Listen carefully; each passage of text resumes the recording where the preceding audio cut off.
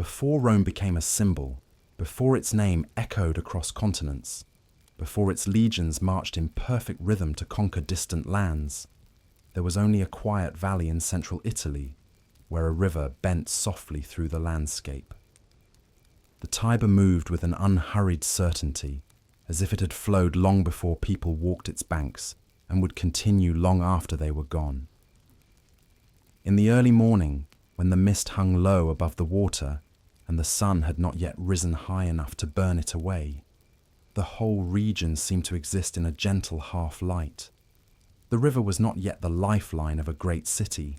It was simply water, reflecting pale sky and drifting silently between reeds that leaned over its edge. Around this river rose 7 hills, modest elevations rather than grand mountains, but holding a quiet, ancient presence. Their slopes were covered in grass and shrubs, with clusters of oak trees giving occasional shade. Wildflowers grew in small patches. Under the right light, especially at dawn or dusk, the hills appeared like sleeping shapes under a soft blanket of gold. No one looking at them then could have imagined the future carved into their stones.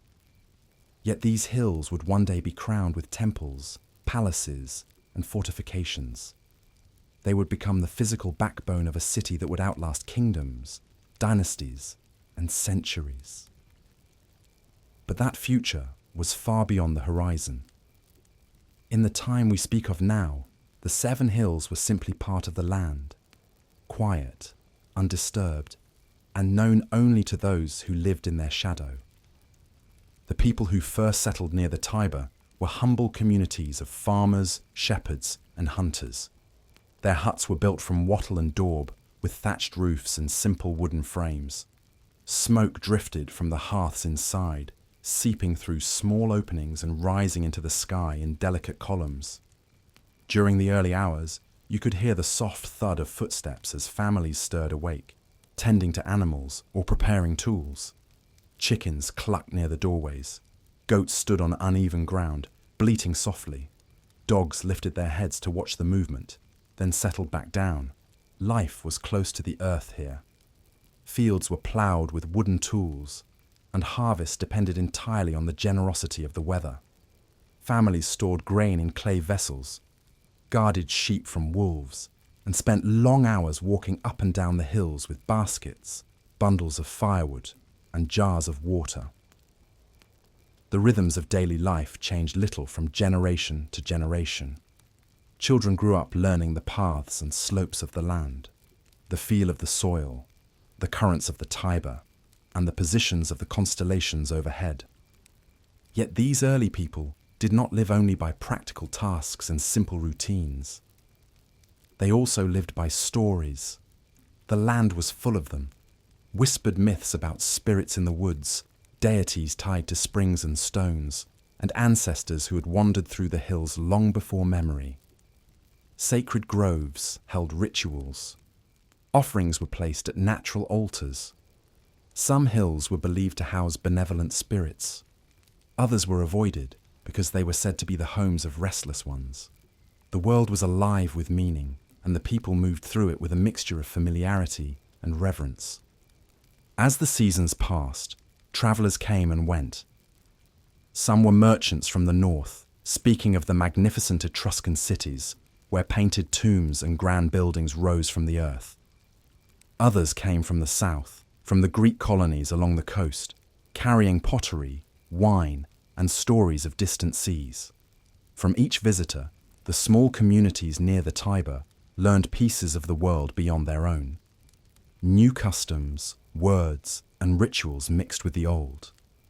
But despite these influences, life remained slow and grounded, as if time itself moved differently in this quiet land.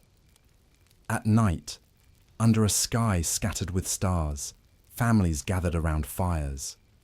Flames flickered against the walls of huts, and shadows danced on the ground. Here, stories grew richer. Elders spoke of ancient wanderers, of gods walking among mortals, of heroes who fought monsters or shaped the course of rivers. These tales created a sense of identity long before there was a city or a name for it. They told the people that they belonged to a lineage, that their lives were part of something larger, something beyond the fields and hills they knew so well. If you stood on the Palatine Hill during these early times and looked out across the valley, you would see a landscape that seemed ordinary, calm, simple, untouched by ambition. Yet in its quietness, something was already forming. Communities were learning how to organize themselves, how to settle disputes, how to worship collectively, and how to protect one another. People were beginning to think not only as families or small clans, but as groups with shared interests and shared futures. This shift, subtle and gradual, was the seed of something greater. In time, these scattered settlements would join. Their traditions would merge. Their stories would intertwine. And from this merging, a new identity would emerge. A rising sense of connection, belonging, and destiny. Eventually, the huts would be replaced by houses of stone, the dirt paths by paved roads, and the simple rituals by elaborate ceremonies. But before all this, before the noise and glory of empire, Rome was simply a quiet place by a river, resting in the golden light of early morning. The story of Rome begins not with triumph, but with stillness, not with power, but with potential. It begins with the soft murmur of water, the whisper of wind over the hills, and the slow gathering of people who did not know that their small world would one day become the heart of an empire. In these early, humble days, history slept lightly beneath the soil, and the hills, the river, and the people lived unaware that their future would shape the world. The Romans believed that the origins of their city were far older than the city itself. To them, the story of Rome began not on the hills above the Tiber, but many generations earlier in the burning ruins of a distant world. That world was Troy, a city destroyed by years of war and treachery. When Troy finally fell, flames swept through its streets, towers collapsed into rubble, and survivors scattered in all directions. Yet among the chaos was one man whom fate seemed determined to spare: Aeneas, a Trojan prince known for his courage and piety. According to Roman legend, Aeneas did not flee the burning city alone. He carried his aged father, Anchises, on his shoulders, while his young son, Ascanius, walked beside him. Other Trojan survivors followed, wounded and exhausted, trusting Aeneas to lead them toward a new home. For years they wandered the Mediterranean, facing storms, shipwrecks, and hostile shores. In Italy, Aeneas met both enemies and allies, and after many struggles, he established a foothold for his people. His son, Ascanius, founded the city of Alba Longa, which became the seat of a long and noble line of kings. Generations passed, and Alba Longa flourished. But power, even in legend, rarely remains peaceful for long. One king, named Amulius, seized the throne from his brother and sought to secure his rule by preventing the birth of any potential heirs. His niece, Rhea Silvia, was forced into a religious order that forbade her from marrying or bearing children. But according to the myth, the god Mars took notice of her, and Rhea Silvia gave birth to twin boys, Romulus and Remus. These children, with divine blood in their veins, represented a threat to Amulius's stolen power. He ordered them to be drowned in the Tiber so that no prophecy could challenge him. But fate intervened. The servants tasked with carrying out the order hesitated. Rather than commit the act directly, they placed the infants in a small wooden trough and set it afloat on the river, leaving the outcome to destiny. The Tiber, swollen from recent rains, swept the cradle away from danger and carried it gently downstream until it came to rest near the foot of the Palatine Hill. There, beneath the shade of a wild fig tree, the trough lodged among the roots. What happened next became one of the most iconic images in Roman imagination. A she-wolf, prowling near the riverbank, heard the cries of the infants. Instead of turning away, she approached the wooden cradle, nudged it with her snout, and allowed the twins to drink her milk. Roman art immortalized this moment, capturing the wild strength and tender protection of the animal that saved their lives. In time, a shepherd named Faustulus discovered the unusual scene. Astonished, he took the twins home, and he and his wife raised them as their own children. Romulus and Remus grew into strong, energetic youths. They tended flocks, hunted in the forests, and confronted bandits who preyed upon travelers and shepherds. Their bravery drew the admiration of the local people, and before long, they led groups of young men who followed them with loyalty and pride. Their lives seemed destined for something greater, even before they knew their true heritage. Eventually, the truth emerged. The twins learned of Amulius's crime and of their place in the royal line of Alba Longa. With a combination of courage and righteous fury, they confronted Amulius, overthrew him, and restored their grandfather to the throne. Their mission accomplished, they refused to remain in Alba Longa. Instead, they turned their eyes back to the place where their fragile cradle had washed ashore, the land near the Tiber, where the hills rose like natural guardians of the valley. It was here that they chose to build a new city, but even destiny has room for conflict. The brothers disagreed on where the city should stand. Romulus preferred the Palatine Hill, while Remus favoured the Aventine. Seeking guidance from the gods, they looked to the sky for omens. According to one version of the story, Remus saw 6 birds first, while Romulus later saw 12. Each brother claimed the gods supported him. The dispute grew heated, and in the final moment of tension, tragedy struck. Remus, mocking his brother's new walls by leaping over them, provoked Romulus. In a burst of anger, Romulus struck him down. As Remus lay dying, the dream of the city they were building together shifted irrevocably. Rome would rise, but it would rise from grief as well as hope. Later, Romans remembered this moment with solemn acceptance. It reflected something essential about their nature: ambition mixed with sacrifice, unity born from struggle, destiny shaped by conflict as much as by inspiration.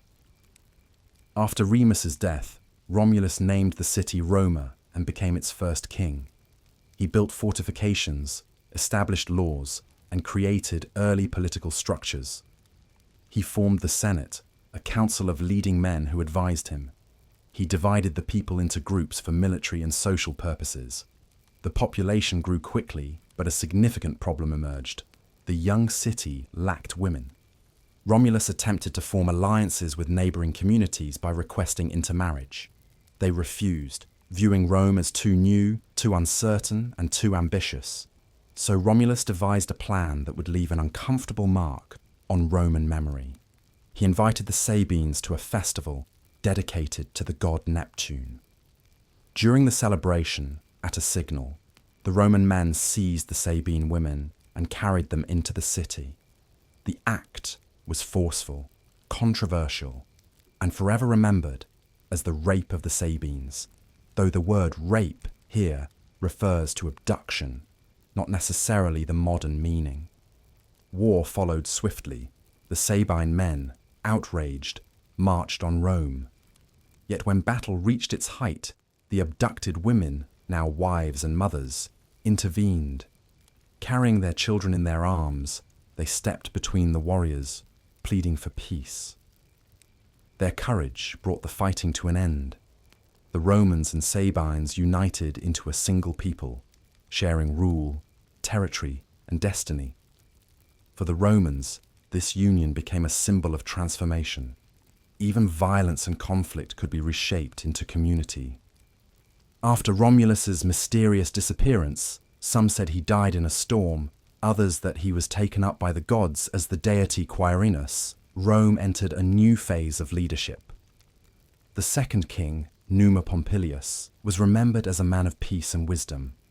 He established the spiritual foundations of Rome, organizing priesthoods, creating sacred rituals, and shaping the Roman calendar. Under Numa, the people learned the rhythms of worship and the rules of sacred observance. Festivals marked the passage of time. Sacred fires burned continuously. The city breathed with religious purpose. The next king, Tullus Hostilius, revived Rome's martial spirit. He engaged in wars with neighboring towns, expanding Roman influence. The most famous of these conflicts was with Alba Longa, the city of Rome's ancestors. Instead of an all-out battle, the struggle was decided by a duel between two sets of triplet brothers, the Hieraci for Rome and the Curiati for Alba. The story ends with a Roman victory and the destruction of Alba Longa. Its people were absorbed into Rome, swelling the city's population and bringing new customs and traditions. Following Tullus came Ancus Marcius, who balanced war and religion. He expanded Rome's territory, strengthened its defences, and built the first bridge across the Tiber. He also founded the port of Ostia, giving Rome access to the sea and transforming it into a trading hub. Under his reign, Rome began to stretch beyond its original hills, shaping itself into a more complex and connected community. But the most transformative kings were the Etruscans. Their culture, wealth, engineering skills, and artistic traditions deeply influenced Rome. Tarquinius Priscus, the first Etruscan king of Rome, initiated large building projects. He began construction of the Circus Maximus, drained marshlands, and expanded the city's infrastructure. His successor, Servius Tullius, carried out the first major census, dividing citizens into classes based on wealth, which determined military obligations and political influence. He also expanded the city's walls, known as the Servian Wall, uniting several hills within a single boundary. The last king, Tarquinius Superbus, Tarquin the Proud, ruled with harshness and arrogance. His projects were grand, but his governance was cruel. The final act that ended the monarchy involved his son and the noblewoman, Lucretia, whose tragic story ignited a revolt. Outraged, the citizens rose up, expelled the king, and vowed never again to be ruled by one man. And so, after centuries of kings, some wise, some cruel, Rome cast off monarchy and stepped into a new era. The Roman Republic was born, shaped from myth and memory, from triumph and tragedy, from wolves and kings, and the shifting hands of fate. It was a beginning consistent with Rome's character, powerful, dramatic, complicated, and forever destined to grow.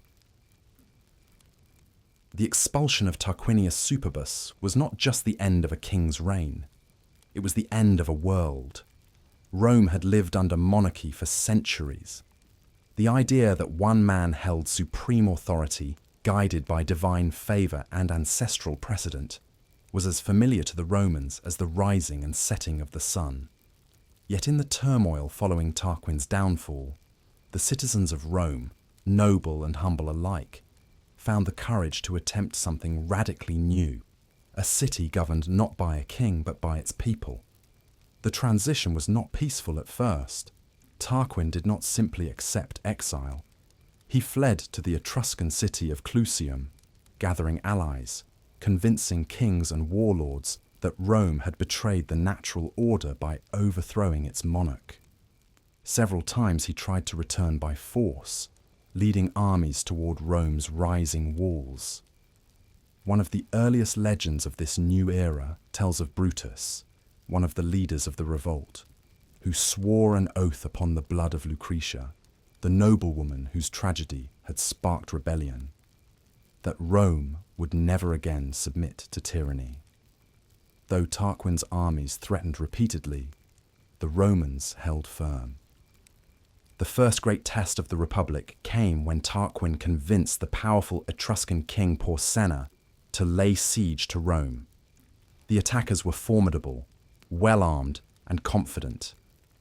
The defenders were inexperienced in this new form of government. Yet the Romans met the challenge with courage that became legendary. One story tells of Horatius Cocles, who stood at the far end of the Pons Sublicius, the wooden bridge spanning the Tiber, and held off the enemy long enough for his allies to destroy the bridge behind him. Alone, surrounded by foes, he fought fiercely until the final supports collapsed.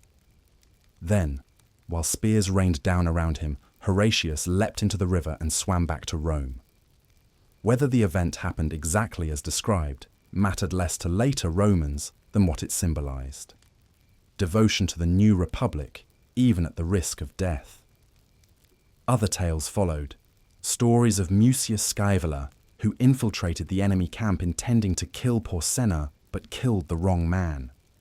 When captured and threatened with torture, he thrust his right hand into a fire to show his resolve. Porsenna, impressed, released him and eventually negotiated peace with Rome.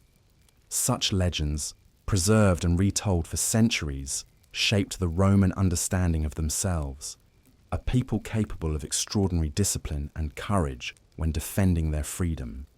Yet the Republic was not built on heroism alone. After the fall of the monarchy, Rome needed a new system of governance. In place of a king, they created 2 consuls, elected annually. These men shared equal power and commanded the army together. Each could veto the other, ensuring no single individual could dominate the state. The consuls were advised by the Senate, a body of elders composed mainly of Rome's leading families. Their decisions guided policy, but unlike a king, they did not rule by decree. Beneath these institutions lay Rome's most defining innovation: the rule of law. The early republic struggled to define its legal foundations. Custom and tradition guided many decisions, but the lack of written law led to misunderstandings, manipulation, and tensions between classes. The Roman people were divided into 2 broad groups: the Patricians, aristocratic families who traced their lineage to the earliest days of the city, and the Plebeians, the majority of the population, farmers, artisans, labourers, and soldiers. Patricians held most of the political power, filling the Senate and consulships, arguing their cases before magistrates who often came from their own ranks. Plebeians served in the army and paid taxes, yet had little influence over the state. This imbalance sparked what later historians called the struggle of the orders, a centuries-long negotiation between the 2 groups for rights, representation, and fairness. In the early years, plebeian frustration reached such a point that they took a drastic step. In what the Romans remembered as the secession of the plebs, the plebeians abandoned the city entirely, walking out to the sacred mountain northeast of Rome. Without the labourers, craftsmen, and soldiers who formed the backbone of society, Rome faced collapse. The patricians were forced to negotiate. From this crisis emerged the office of the tribune of the plebs, a position with extraordinary powers. Tribunes were elected by plebeians and tasked with protecting their rights. Their bodies were considered sacred. Harm to a tribune was punishable by death. Even the Senate had to respect them. Most importantly, tribunes had the power of veto. They could block any law or decision they believed harmful to the plebeians. This was revolutionary. For the first time in Roman history, ordinary people had a voice capable of counterbalancing the elite. But the most significant achievement of the early struggle of the orders was the creation of written law. Plebeians complained that patricians manipulated unwritten customs to their advantage. To address this, a board of officials called the decemvirs was elected to codify the laws of the Republic. They produced the 12 Tables, Rome's first written legal code. Inscribed on bronze tablets and displayed publicly in the Forum, the laws established clear guidelines for civil procedure, property rights, and punishment. Although harsh by modern standards, the 12 tables created something the Romans valued above all: transparency. With these foundations set, the Republic grew more stable. Assemblies were organized where citizens could vote on laws and elect officials. Military service became a key duty and privilege of citizenship. Young men trained with weapons, marched in formation, and pledged loyalty to the state. The Roman army of this era was not yet the professional force it would become, but it was disciplined and determined, shaped by frequent conflict with neighboring peoples. Rome's early years as a republic were defined by both internal struggle and external threats. The city fought wars with the Latin towns, the Volscians, the Aequi, and other neighboring tribes. Victories brought land, resources, and prestige. Defeats forced Rome to adapt, reorganize, and harden its identity. Through constant warfare, Rome learned discipline. Through political conflict, it learned compromise. Through negotiation and necessity, it created institutions that balanced ambition with restraint. One of the most remarkable features of the Republic was its ability to adapt. When crises arose, such as a major invasion or internal strife, the Romans had a mechanism for decisive action. They could appoint a dictator, a single leader with absolute authority for up to 6 months. The dictator's role was clear: resolve the crisis and step down. The most famous early dictator was Cincinnatus, a farmer called from his fields to save the state. After leading Rome to victory, he relinquished his power and returned to his plough, setting a model of humility and civic virtue. Over time, the Republic grew stronger. Its citizens became united by shared laws, responsibilities, and identity. Even the Patricians and Plebeians, though often in conflict, gradually found ways to coexist. New offices and rights were created for plebeians, including access to the consulship, as Rome recognized the necessity of cooperation. By the end of the early Republic, Rome was no longer a collection of villages on 7 hills. It was a rising power, a city with a structured government, disciplined citizens, and a clear sense of destiny. The expulsion of the kings had not thrown Rome into chaos. It had forced the Romans to build something new, something resilient, something that would last for centuries. The birth of the Republic was not a single event, but a lengthy process of evolution, shaped by conflict, shaped by necessity, shaped by courage, shaped by compromise. It was a system built not on the power of one man, but on the collective strength of its people.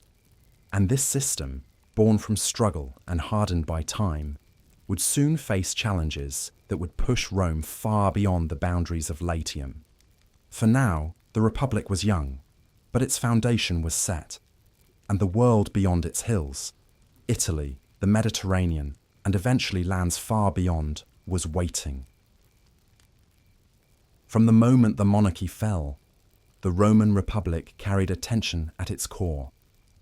A tension between those who held power and those who demanded a share of it. This tension shaped the early centuries of Rome's political life and determined how the Republic would evolve. It was not a single conflict, but a long, slow struggle marked by negotiations, crises, reforms, and occasionally near collapse. Later, historians called it the struggle of the orders, and it defined Rome in ways that would outlast even the Republic itself. Rome's social structure was built on 2 broad categories: patricians and plebeians. The patricians were the elite, the small number of families who traced their ancestry to the early days of the city. They held religious authority, political power, and most of the wealth.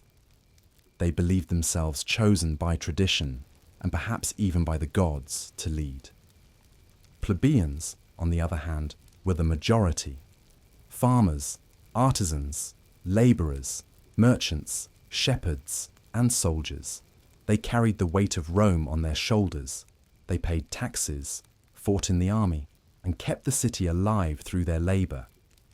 They were essential to Rome, yet excluded from most forms of political influence. In the early Republic, plebeians could not hold office, interpret the law, or participate in many religious roles.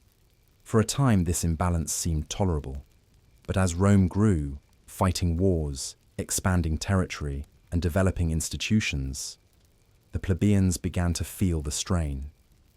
Wealthy patricians often controlled the courts and used unwritten customs to their advantage. Debts mounted among poorer citizens, many of whom had lost farms due to war or poor harvests. Some plebeians fell into debt bondage, a form of servitude that threatened their status as free citizens. The breaking point came around the year 494 BCE. Facing economic hardship and feeling ignored by the patricians, the plebeians took a dramatic step. In a collective action unprecedented in the ancient world, they withdrew from the city. They walked away from their homes, their workshops, and even their posts in the army, marching to the sacred mountain outside Rome and refusing to return until their grievances were addressed. Rome panicked. Without the plebeians, the city could not function. Its army collapsed. Its economy halted.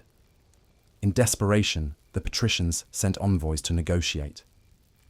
From this crisis came one of the most important institutions in Roman history, the tribunate of the plebs. Tribunes were plebeians elected solely by plebeians. Their bodies were considered sacred. If anyone harmed a tribune, the entire plebeian population could rise in revolt. Tribunes had the power of veto, the ability to block laws or actions that threatened their people. This was not symbolic power. It was real, immediate, and respected even by the Senate.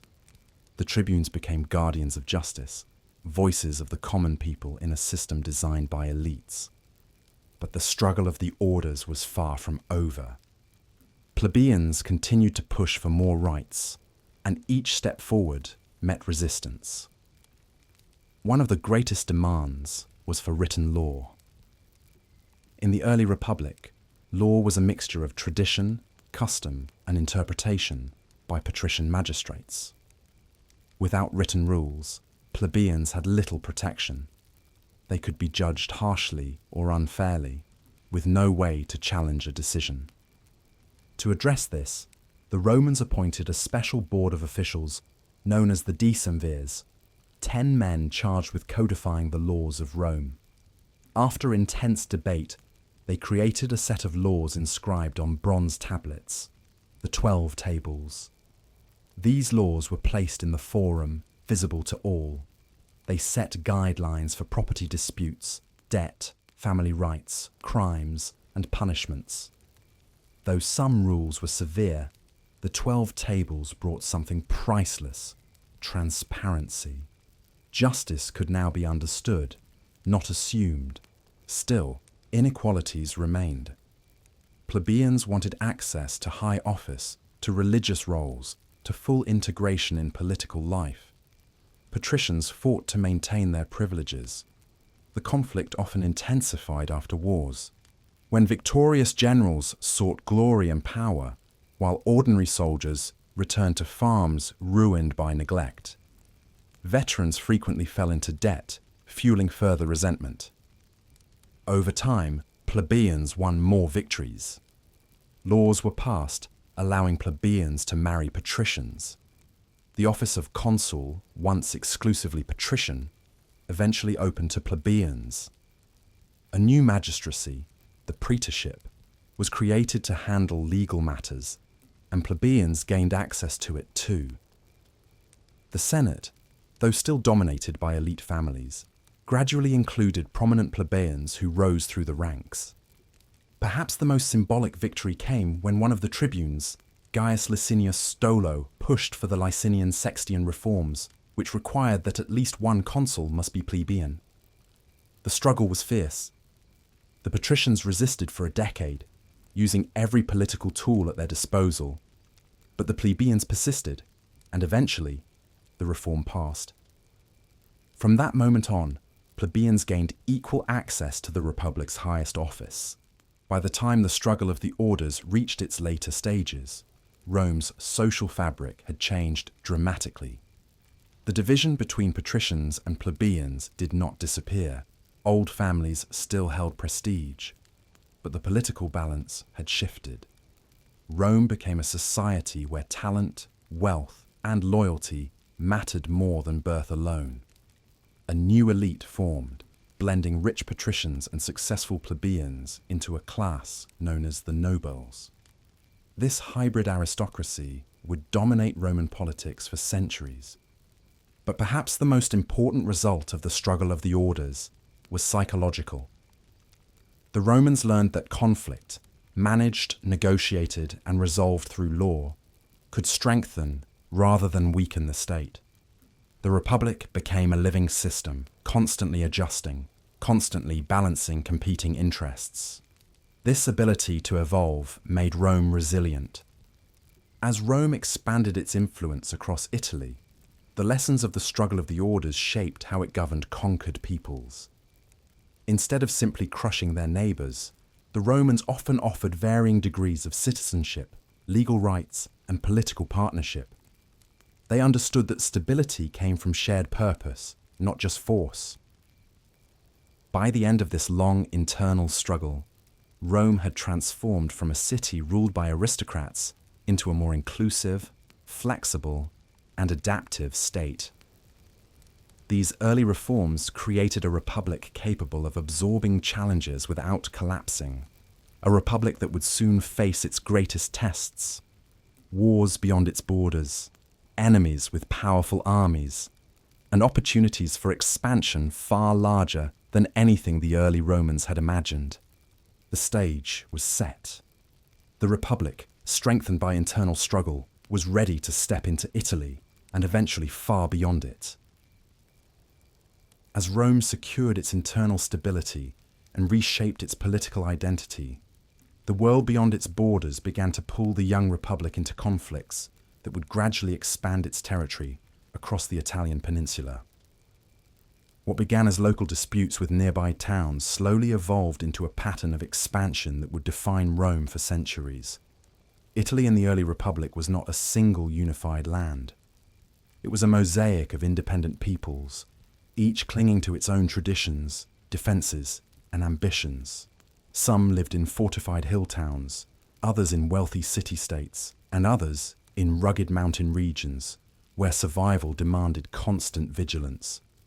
Rome, still growing and not yet certain of its place in this landscape, found itself surrounded by opportunities, threats, and rival powers watching closely as it expanded its influence.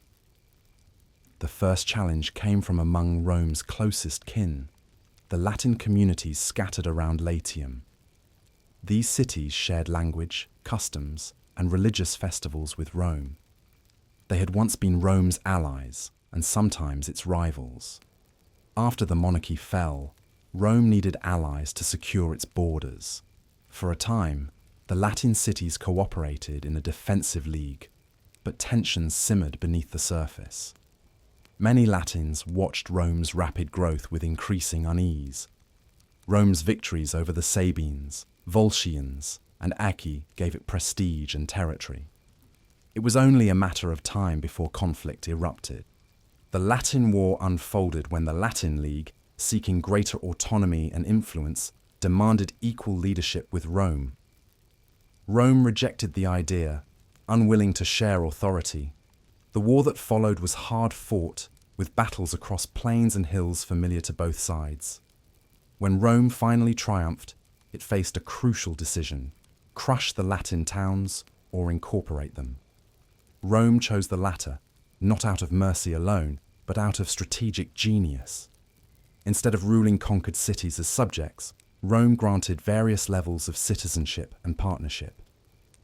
Some towns received full rights. Others were given partial citizenship, obligations, and privileges that tied their loyalty to Rome. Through these flexible arrangements, Rome gained soldiers, allies, and a growing network of communities that shared Rome's destiny. Yet even with Latium stabilized, greater obstacles awaited. To the east and south rose the rugged homeland of the Samnites, fierce mountain peoples who commanded a large territory in central Italy. Their valleys were narrow, their forests dense, and their cliffs steep. The Samnites were hardy warriors, adapted to fighting in terrain where Roman formations struggled. They valued freedom and saw Rome spread as a threat. Tensions between the two powers soon began to escalate into open conflict. The First Samnite War was relatively limited, fought over influence in the fertile region of Campania, but the Second Samnite War became one of the most defining struggles of early Roman history. Rome marched confidently into Samnite territory, only to suffer one of the most humiliating defeats in its entire past, the disaster at the Caudine Forks. Trapped in a narrow mountain pass, the Roman army could neither advance nor retreat. With no escape possible, the Samnites forced the Roman soldiers to pass under a yoke of spears, symbolically bowing their heads in submission. The humiliation cut deep. Rome's pride was wounded, but instead of breaking Rome's resolve, the defeat ignited a new determination. Rome restructured its military, studied the terrain more carefully, and adopted new tactics suitable for mountain warfare. Generals who failed were replaced. Alliances were reformed. Roads were built deeper into Italy to supply legions quickly. Step by step, the Republic regained momentum. The war dragged on for years, brutal and exhausting, but Rome slowly reclaimed lost ground. The Third Samnite War expanded the conflict further as other Italian peoples, Etruscans, Umbrians, and Gauls, joined in an attempt to check Rome's growing power. Battles raged across central Italy, yet Rome endured. Through stubborn discipline, effective logistics, and the willingness of its citizens to continue serving year after year, Rome eventually broke its enemies' resistance. The Samnites were defeated, their confederation shattered. By the end of these wars, Rome had cemented its position as the dominant power in central Italy. With the central mountains subdued, Rome turned its attention southward. This region, known as Magna Graecia, was home to wealthy and cultured Greek colonies. These cities brought with them artistry, philosophy, athletics, and trade, but also rivalry and instability. One of the greatest Greek cities in the region, Tarentum, viewed Rome's expansion with deep suspicion. When Roman ships entered waters the Tarentines considered forbidden, conflict erupted. Feeling threatened, Tarentum called upon an ambitious ally, King Pyrrhus of Epirus. Pyrrhus was a brilliant commander, a relative of Alexander the Great, and a man who believed destiny had greater plans for him.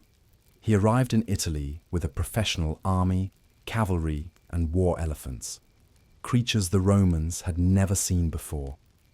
At Heraclea and Asculum, Pyrrhus won decisive victories. Roman formations broke under the thunder of elephants and the precision of Macedonian-style phalanxes. Yet each victory came at tremendous cost. When congratulated on his triumph, Pyrrhus uttered the famous words, "Another such victory, and I am undone." Rome, refusing to surrender, astonished Pyrrhus with its resilience.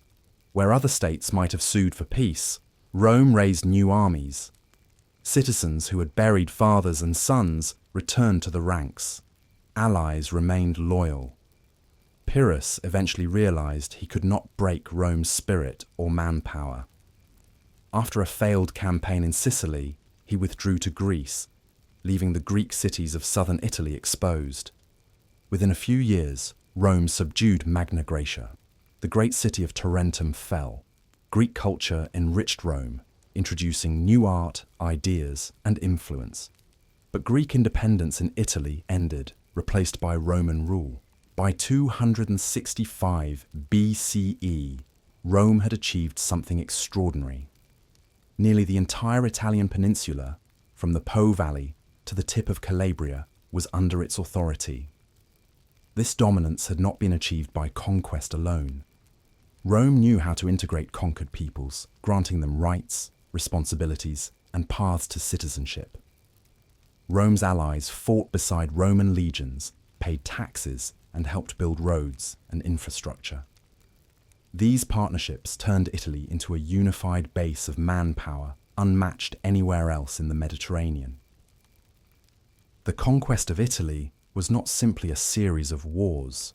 It was a transformation of Rome's identity, its society, its military, and its ambitions. The Republic now commanded enormous resources and a population ready to fight for it. Italy became Rome's foundation. Its legions, drawn from Italian allies and Roman citizens alike, formed an unstoppable force. Yet as Rome looked beyond its shores, it discovered that Italy was only the beginning. Across the sea, vast powers controlled the Mediterranean's trade routes, wealth, and political landscape. The greatest among them stood on the coast of North Africa, ancient, rich, and formidable. Rome would soon collide with Carthage, and nothing about the Republic would ever be the same again.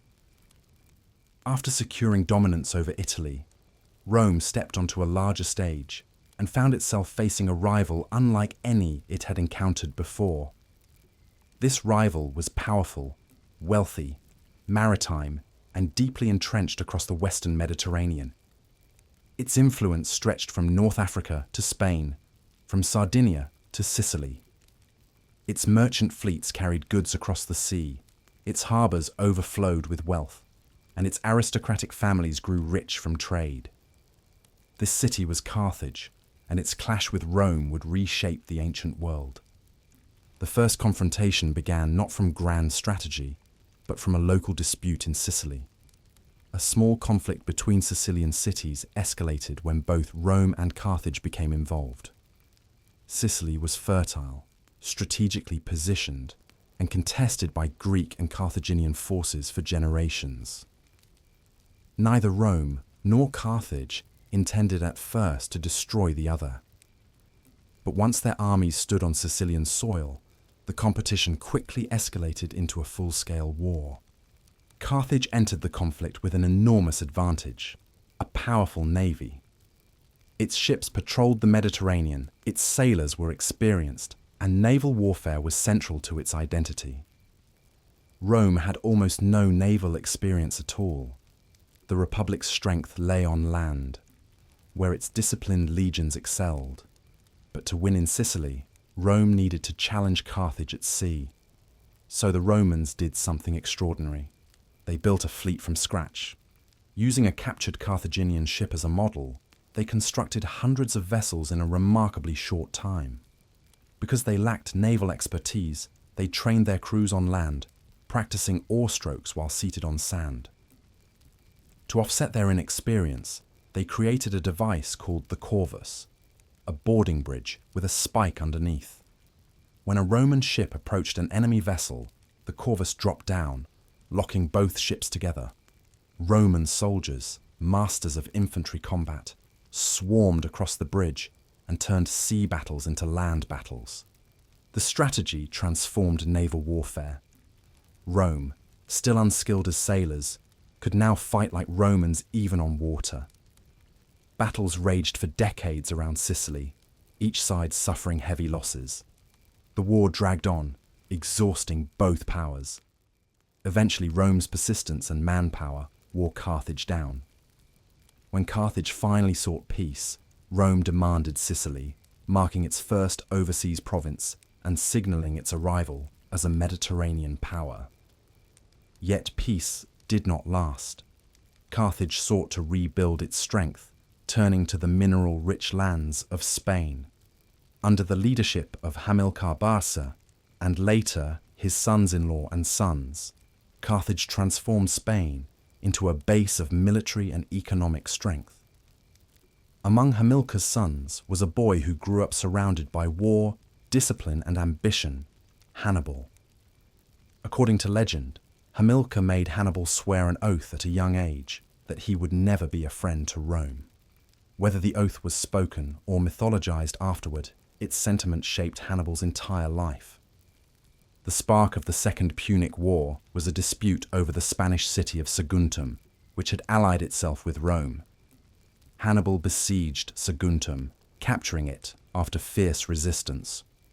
Rome demanded he be handed over. Carthage refused.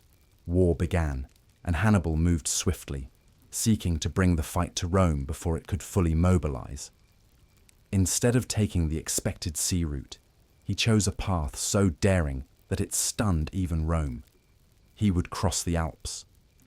With an army that included infantry, cavalry, and war elephants, Hannibal marched from Spain through southern Gaul and then over the towering mountains. The journey was brutal. Snowstorms, landslides, and hostile tribes inflicted heavy losses. Yet Hannibal emerged in Italy with an army still formidable, and Rome realized it faced one of the greatest generals in history. Hannibal wasted no time. He ambushed Roman armies at the Tiber River, defeating them with cunning tactics and skillful deception. He struck again at Lake Trasimene, encircling a Roman force in the morning fog and annihilating it. In panic, Rome appointed a dictator, Fabius Maximus, who refused to meet Hannibal in open battle. Instead, he adopted a delaying strategy, avoiding confrontation, cutting supply lines, wearing Hannibal down. Many Romans mocked Fabius for caution, but his strategy preserved Rome. Yet pressure from within the Republic eventually forced Rome back into direct conflict. They assembled one of the largest armies Rome had ever fielded, over 80,000 men, and marched to confront Hannibal near the town of Cannae. Hannibal formed his troops in a crescent shape, placing his weaker troops in the center and his stronger African infantry on the flanks. As the Romans pushed forward, Hannibal allowed the center to fall back, pulling the Roman army deeper into a trap.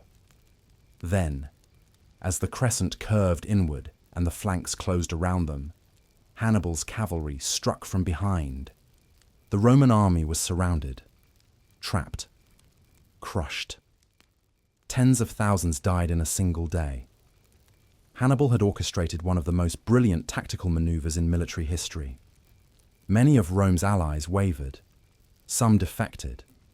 Rome seemed on the brink of collapse. But Rome did not collapse.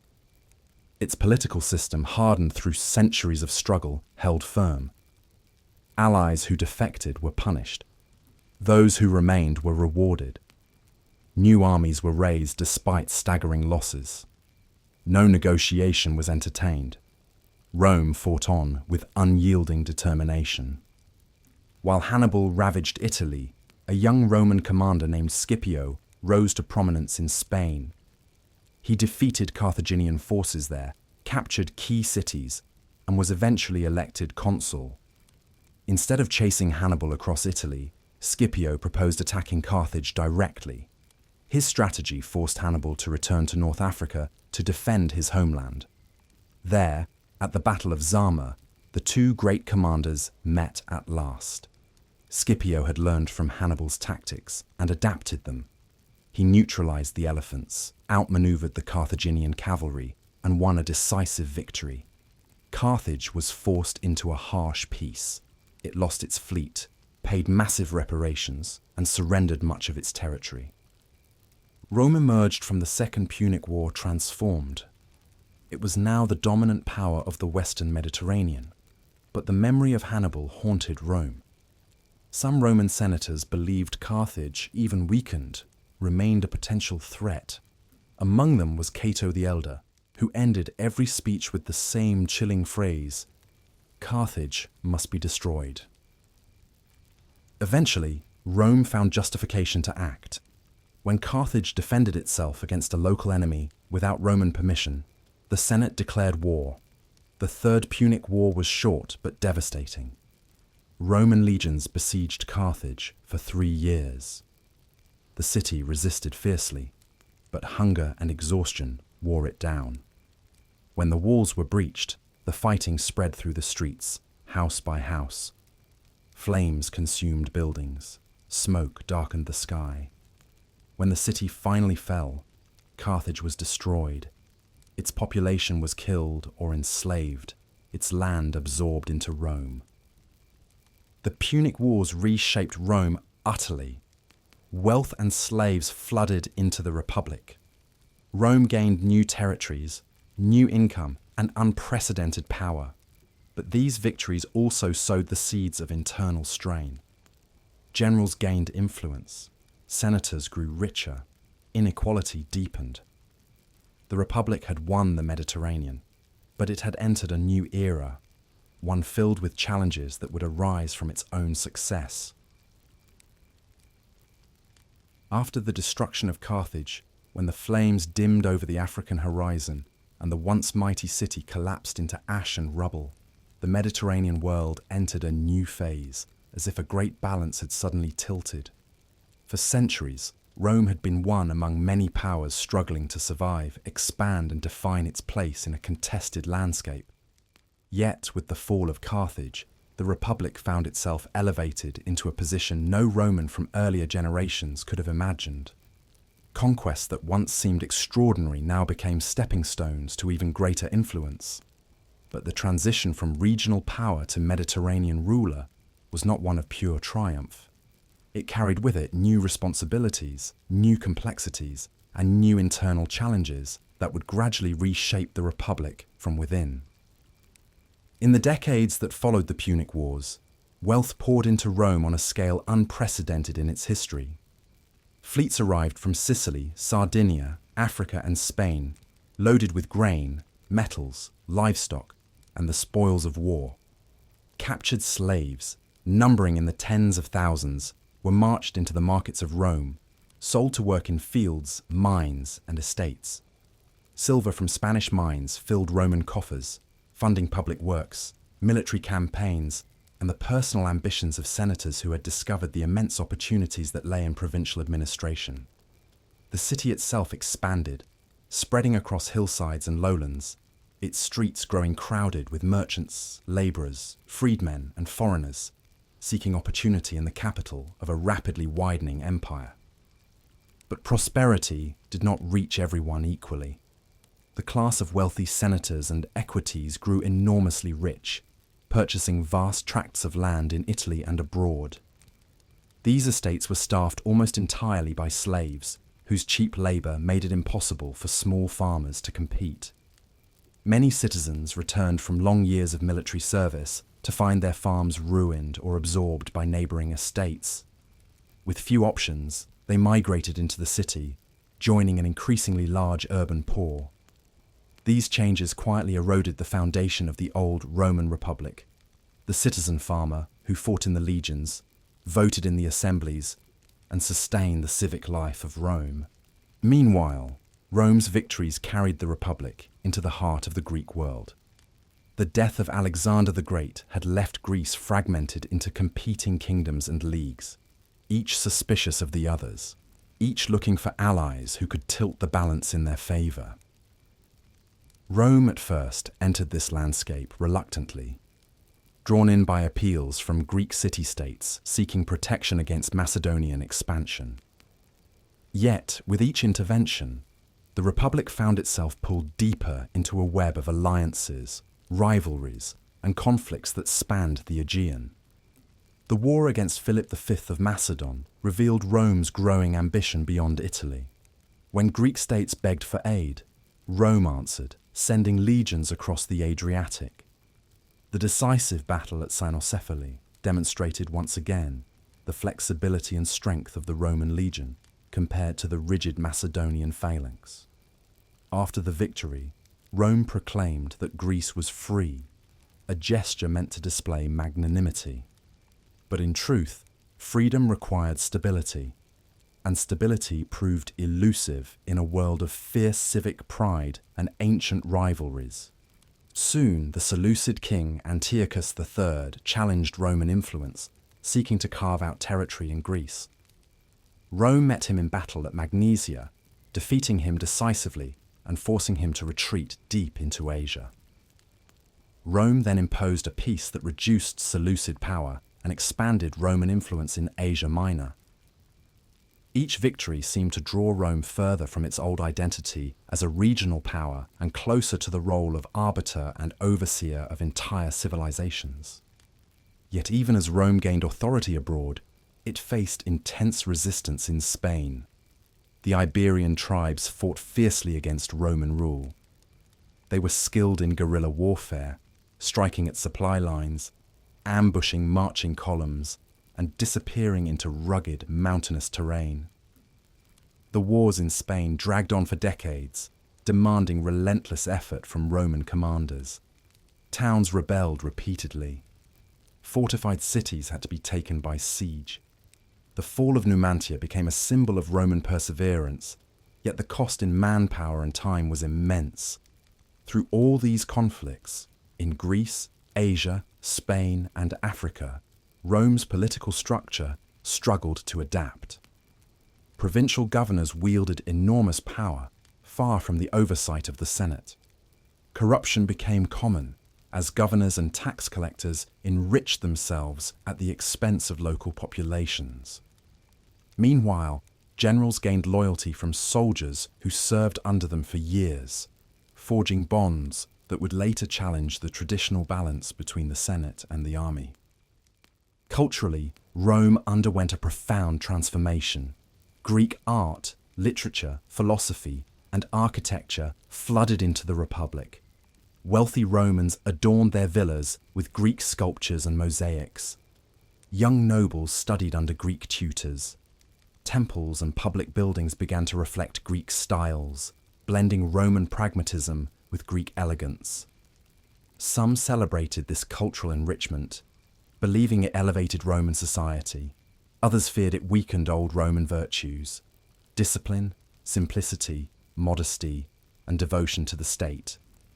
As Rome's influence grew, so did its internal tensions. Wealth came unevenly. Opportunities favored the elite. The population of poor citizens grew. Veterans struggled. Provinces required administration. Armies needed funding. And with each new conquest, responsibilities multiplied. Rome sat atop the Mediterranean, but the Republic had never been more uncertain about how to manage its own success. Its victories had brought power, but also imbalance. Its expansion brought prosperity, but also strain. The Republic now commanded an empire, yet its political institutions remained rooted in a world that no longer existed. These pressures, slowly and invisibly building, would soon demand answers Rome was not prepared to give. For now, Rome stood unchallenged in the Mediterranean. But beneath its triumph, the seeds of transformation and turmoil had already begun to grow. In the years that followed Rome's great victories across the Mediterranean, the Republic experienced a strange mixture of triumph and unease. On the surface, Rome stood unmatched. Its legions had conquered Carthage, subdued Macedonia, humbled the Seleucids, and asserted dominance over Greece and Spain. Wealth poured into the city. Its population grew. Its armies marched farther than ever before. But beneath these signs of power, the foundations of Roman society were beginning to shift.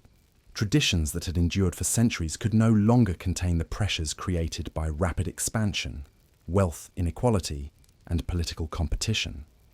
And in this widening fault line between old values and new realities, two brothers, Tiberius and Gaius Gracchus, would rise to prominence, driven by idealism and a desire to restore the Republic's stability, yet ultimately provoking a crisis that would change Rome forever. The core of Rome's internal problems lay in the transformation of its economic and social structure. For generations, Rome had relied on the citizen farmer, a man who owned modest land, worked it with his family, and served in the army when called. This system created a deep connection between military service, political participation, and ownership of land. It was a model rooted in independence, discipline, and civic responsibility. But the long wars of expansion strained this way of life beyond repair. Soldiers serving for years in Spain, Greece, or Africa returned to find their farms neglected, damaged, or taken over by creditors. Many could not rebuild. Others sold their land to wealthy neighbours who were accumulating vast estates. Estates worked not by citizens, but by the ever-growing population of slaves imported from conquered lands. This change reshaped Italy. Large estates, latifundia, spread across the countryside, owned by a small elite who controlled enormous wealth. Meanwhile, dispossessed citizens migrated to the city of Rome, seeking work or basic survival. They crowded into tightly packed apartment blocks, living at the mercy of fluctuating grain prices and the generosity of wealthy patrons. The once stable middle layer of Roman society, the independent farmer-soldier, was disappearing, replaced by an increasingly desperate urban population. The Republic, built on the idea of a citizen army, now struggled to recruit soldiers because so many citizens no longer owned land. It was against this backdrop that Tiberius Gracchus emerged. Born into an influential family but driven by a deep sense of justice, he was not a radical by nature. But during his military service in Spain, he witnessed the devastation of rural Italy and the poverty of returning veterans.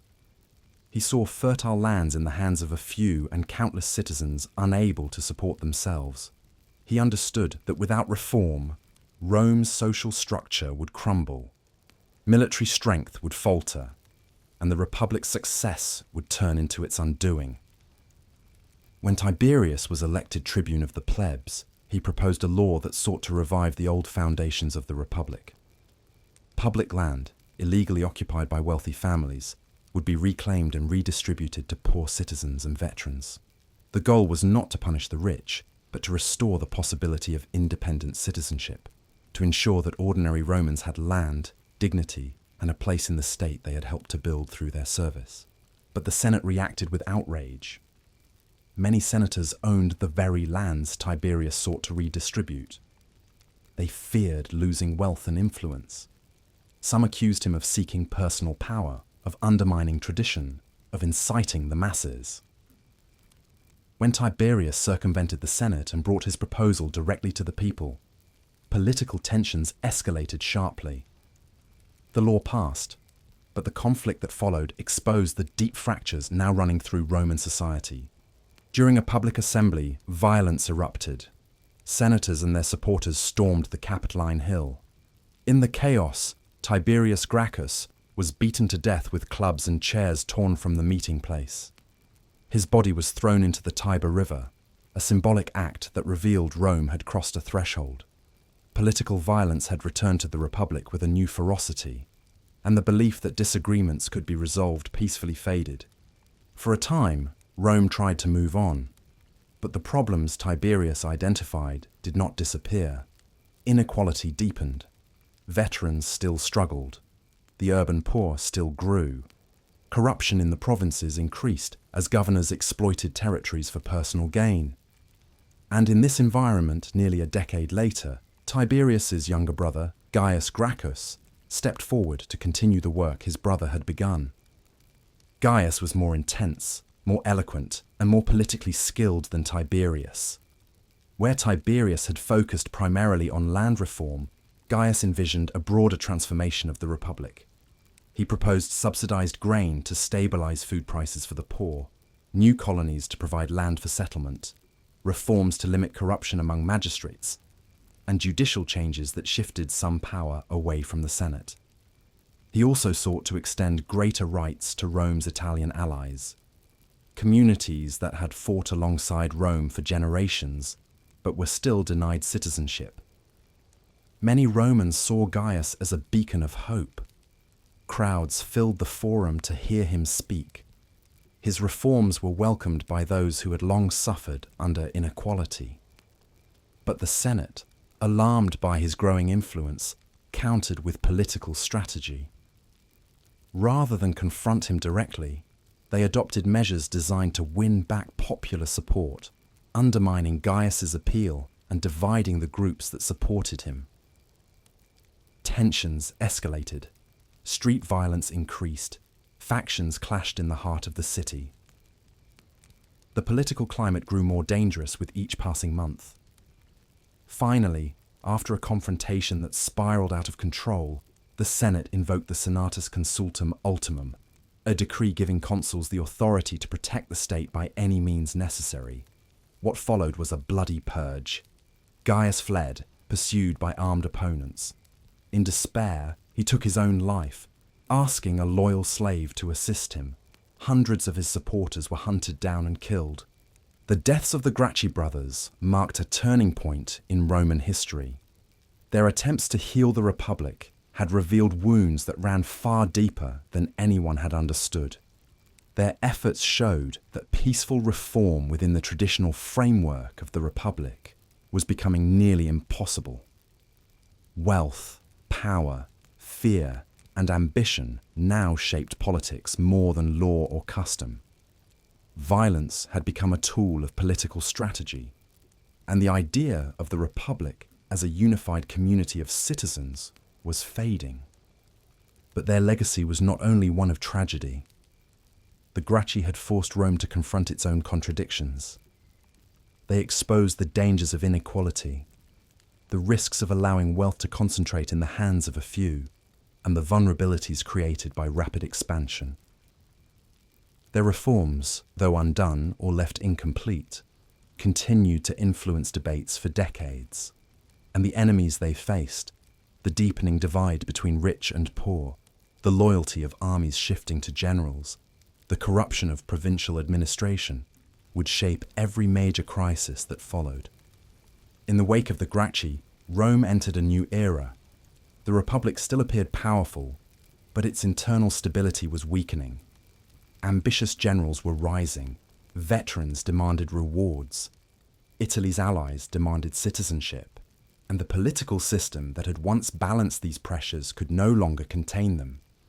The Republic had survived the threats of Carthage, Macedon, and countless foreign enemies, but now its greatest challenges would come from within its own walls. In the years that followed the deaths of Tiberius and Gaius Gracchus, Rome did not simply return to stability. Their deaths had opened a wound in the Republic. A deep, quiet wound that never healed, only deepened as time passed. The city continued to grow in wealth and power, but the balance that had once held Roman society together was slipping. The old structures looked the same from the outside, but inside them, cracks were spreading. Inequality increased year after year. Tensions simmered among the poor in Rome, the veterans returning from long campaigns, and the Italian allies who had fought for Rome but remained outside full citizenship. The Senate maintained its authority, yet found itself increasingly unable to control events. And in this fragile climate, one figure rose who would change the Republic forever: Gaius Marius. Marius was a different kind of Roman leader. He was not descended from the ancient aristocracy that dominated politics. Instead, he came from Arpinum, a modest town far from the elite circles of the capital. His background would have barred most men from high office, yet Marius possessed two qualities that could overcome any obstacle: relentless determination and undeniable talent. Through military service, discipline, and an uncompromising sense of duty, he rose step by step, earning command positions and the respect of soldiers long before the Senate accepted him as a political force. At the time Marius rose to prominence, Rome faced a series of military challenges that exposed the weaknesses of its traditional army system. In North Africa, a cunning and ambitious leader named Jugurtha had taken control of Numidia, evading Roman authority and humiliating Roman commanders through a mix of deceit, bribery, and guerrilla tactics. Campaigns dragged on unsuccessfully. Corruption among Roman officers had allowed Jugurtha to escape punishment for years, turning the conflict into an embarrassment for the Republic. Meanwhile, far to the north, enormous migrating tribes, the Cimbri and the Teutones, were moving across Europe, sending waves of fear through Roman territories. These tribes were not mere raiders. They were entire nations on the move, bringing with them families, wagons, and warriors in vast numbers. Roman armies sent to stop them were crushed. Defeats at Arausio and other battles devastated Roman morale. For the first time in generations, the Republic felt genuine fear that its borders were not secure. The Senate, recognizing the severity of the situation, reluctantly turned to Marius. He was elected consul, an achievement almost unheard of for someone of his background, and given command against Jugurtha. Unlike many aristocrats, Marius understood the common soldier. He paid attention to their conditions, listened to their needs, and demanded much from them while sharing in their hardships. Under his leadership, discipline tightened. Logistics improved. Confidence returned. With the clever assistance of his subordinate Sulla, he finally captured Jugurtha and ended the war that had frustrated Rome for years. But Marius's greatest impact was not in Africa. It came in Italy and Gaul, in the face of the migrating tribes threatening Rome's northern frontier. The Republic needed armies, large armies, but the old system was failing. Too many citizens had lost their land. Too few qualified for military service. The pool of eligible recruits was shrinking even as the threats grew larger. Marius proposed a solution that was both practical and revolutionary. He opened enlistment to the capitae censi, the poorest citizens of Rome, men with little or no property, who had never before been allowed to serve. These new soldiers were equipped by the state instead of themselves. For the first time, Rome had a professional army, composed not of part-time farmer soldiers, but of men who viewed military service as a career. They trained constantly, served long terms, and became expert fighters. The impact of these reforms was immense. The legions became more flexible, more experienced, and more reliable. Soldiers who once drifted in and out of military life now formed cohesive units bound by shared danger and discipline. And because they depended on their generals for pay, plunder, and the promise of land after discharge, their loyalty shifted away from the Republic and toward their commanding officers. This subtle change would echo through all the crises that followed. Armed with his newly reformed legions, Marius confronted the Cimbri and Teutones. The battles were hard-fought, brutal, and decisive. At Aquae Sextiae and later at Vercellae, Marius crushed the tribes that had terrorized Rome for years. Victory brought enormous relief to the Republic and immense prestige to Marius. He became a symbol of Roman strength, a man who rose from modest origins to save the Republic not once, but twice. Crowds hailed him as a hero. His name became synonymous with Rome's survival during its moment of greatest fear. Yet Marius's rise also intensified political rivalries. His success challenged the aristocratic class, who resented his influence and feared that his military popularity could overshadow their authority. Among those who watched Marius carefully was Lucius Cornelius Sulla, a man of noble birth but limited wealth, whose ambitions matched Marius's in intensity. Sulla's capture of Jugurtha had earned him recognition, but Marius had taken the glory. Resentment grew quietly at first, forming the early roots of one of the most dangerous rivalries in Roman history. Meanwhile, the consequences of Marius's reforms were beginning to emerge. Soldiers who had once returned home after each campaign now remained in service for many years, depending on their generals for security. Generals, increasingly aware of the power they held over loyal armies, began to see political opportunity in their military command. The balance between civilian authority and military obedience, a cornerstone of the old Republic, grew unstable. At the same time, Rome's Italian allies demanded greater rights. They had fought in Rome's armies for generations, shed blood in its wars, and contributed to its victories, yet they remained second class in the Republic, denied citizenship and its privileges. Marius supported their cause, but many senators resisted, fearing that extending citizenship would dilute their power and disrupt the political system. Tensions between Romans and Italians surged, setting the stage for a future conflict that would erupt violently in the years ahead. Though Marius achieved great military victories, his political influence began to wane as new challenges emerged. His rivalry with Sulla deepened, the Senate maneuvered to limit his authority, and Rome drifted closer to the internal storms that would soon break over the Republic. Marius had reshaped the army, strengthened the frontiers, and saved Rome from disaster. But his reforms also altered the fabric of Roman society in ways no one fully understood at the time. The Republic gained a powerful, professional military, but in doing so, planted the seeds of future civil wars. The loyalty of soldiers shifted from the state to ambitious generals. Power became concentrated in individuals rather than institutions. And as these changes took root, Rome unknowingly moved closer to the kind of internal conflict that would define the final century of the Republic. For now, the Republic remained intact. But beneath its victories, the forces that would one day tear it apart were gathering strength. In the aftermath of Marius's military triumphs, Rome entered a period of uneasy calm that carried within it the seeds of future upheaval. The Republic was changing more quickly than its institutions could adapt. New armies, new territories, growing inequality, and fierce political rivalries pushed Rome further from the balance that had once sustained it. And as tensions deepened, one figure began to rise, whose ambition, talent, and ruthlessness would drive Rome into a conflict unlike any it had faced before. Lucius Cornelius Sulla.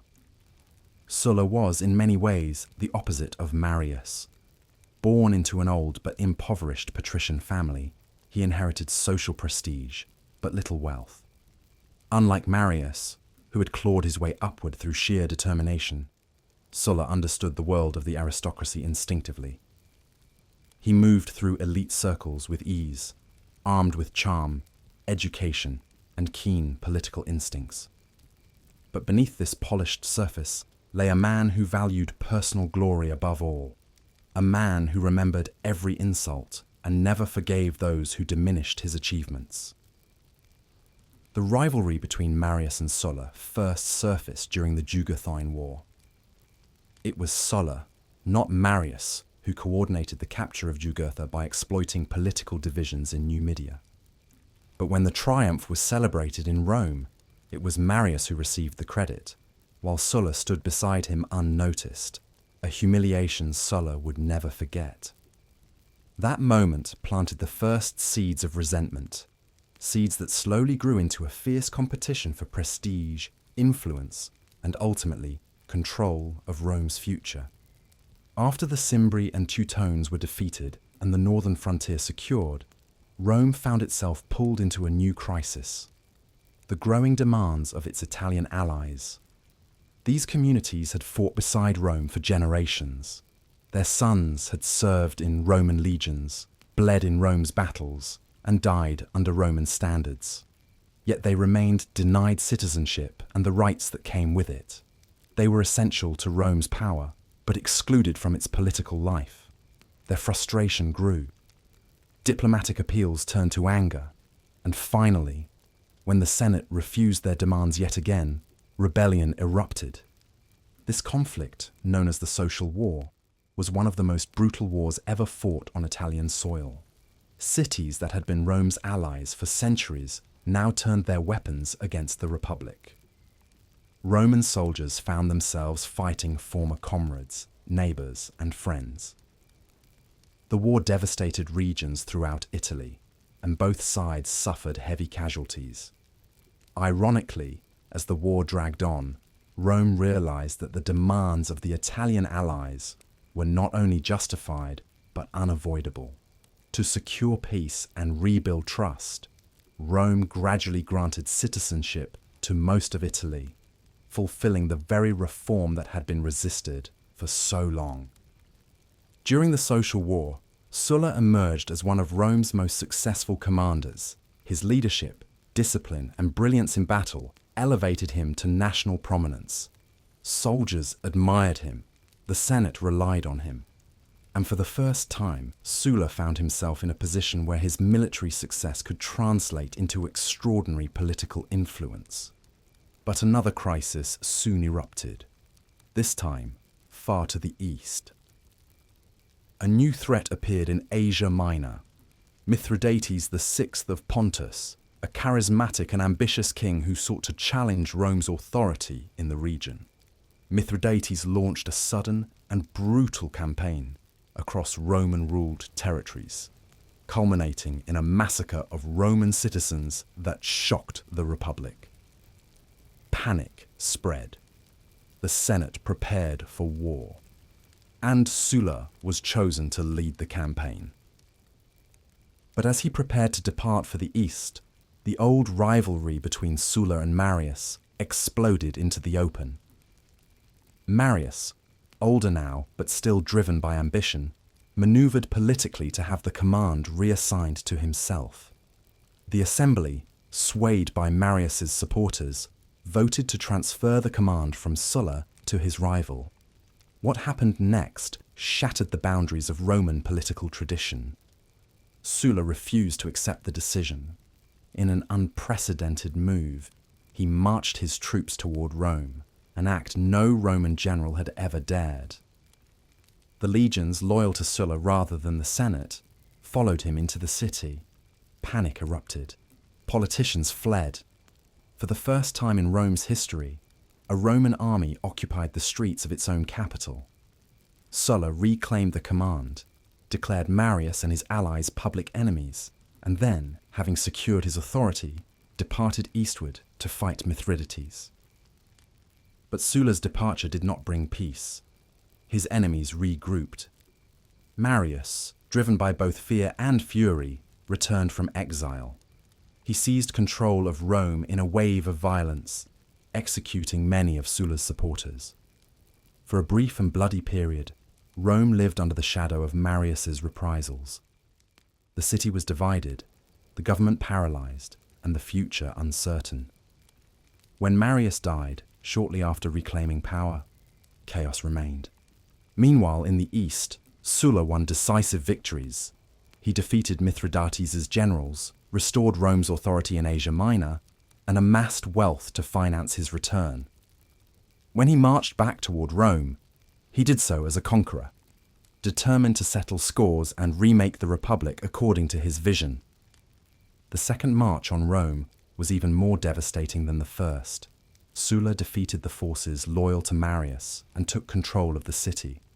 What followed was one of the darkest episodes in the Republic's history, the proscriptions. Sulla issued lists of enemies, senators, equestrians, and citizens whose lives were declared forfeit. Their property was confiscated, their families were ruined, bounties were paid for their deaths.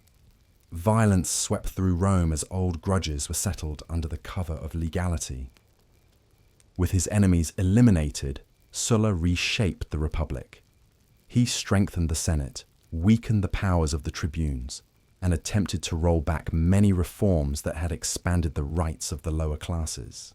He believed he was saving the Republic by restoring traditional authority. But in truth, his actions revealed a troubling new reality: that power could be seized by force, and that armies could decide political outcomes. When Sulla finally retired from power, an act as surprising as his rise, Rome was left scarred. His victory did not restore stability. Instead, it showed future leaders how fragile the Republic truly was. It showed them that generals could march on Rome, that violence could reshape politics, and that ambition could override law. The Republic survived Sulla, but it was weakened. The path to civil war had been opened, and future leaders, young men observing these events, including a boy named Julius Caesar, would remember everything Sulla had done. Rome had faced foreign enemies for centuries, but now the greatest danger came from within, from ambition, rivalry, and the slow collapse of the institutions that had once held Rome together. In the years after Sulla's dictatorship, Rome tried to return to normal, but the republic that emerged was not the same one that had existed before. The old institutions still stood, the Senate, the assemblies, the magistracies, yet their authority had been shaken. Ambition had proven stronger than custom. Armies had marched on Rome. Laws had been bent, rewritten, and ignored. Violence had become a tool of politics. And although Sulla had attempted to restore the power of the Senate and reduce the influence of the tribunes, his reforms could not erase the deeper truth. The republic's foundations were slowly collapsing. As Sulla withdrew into private life and eventually died, Rome entered a new era filled with uncertainty. Power was increasingly concentrated in the hands of those who commanded armies, and among these rising figures were three men who would shape the last generation of the Republic: Gnaeus Pompeius Magnus, Marcus Licinius Crassus, and Gaius Julius Caesar.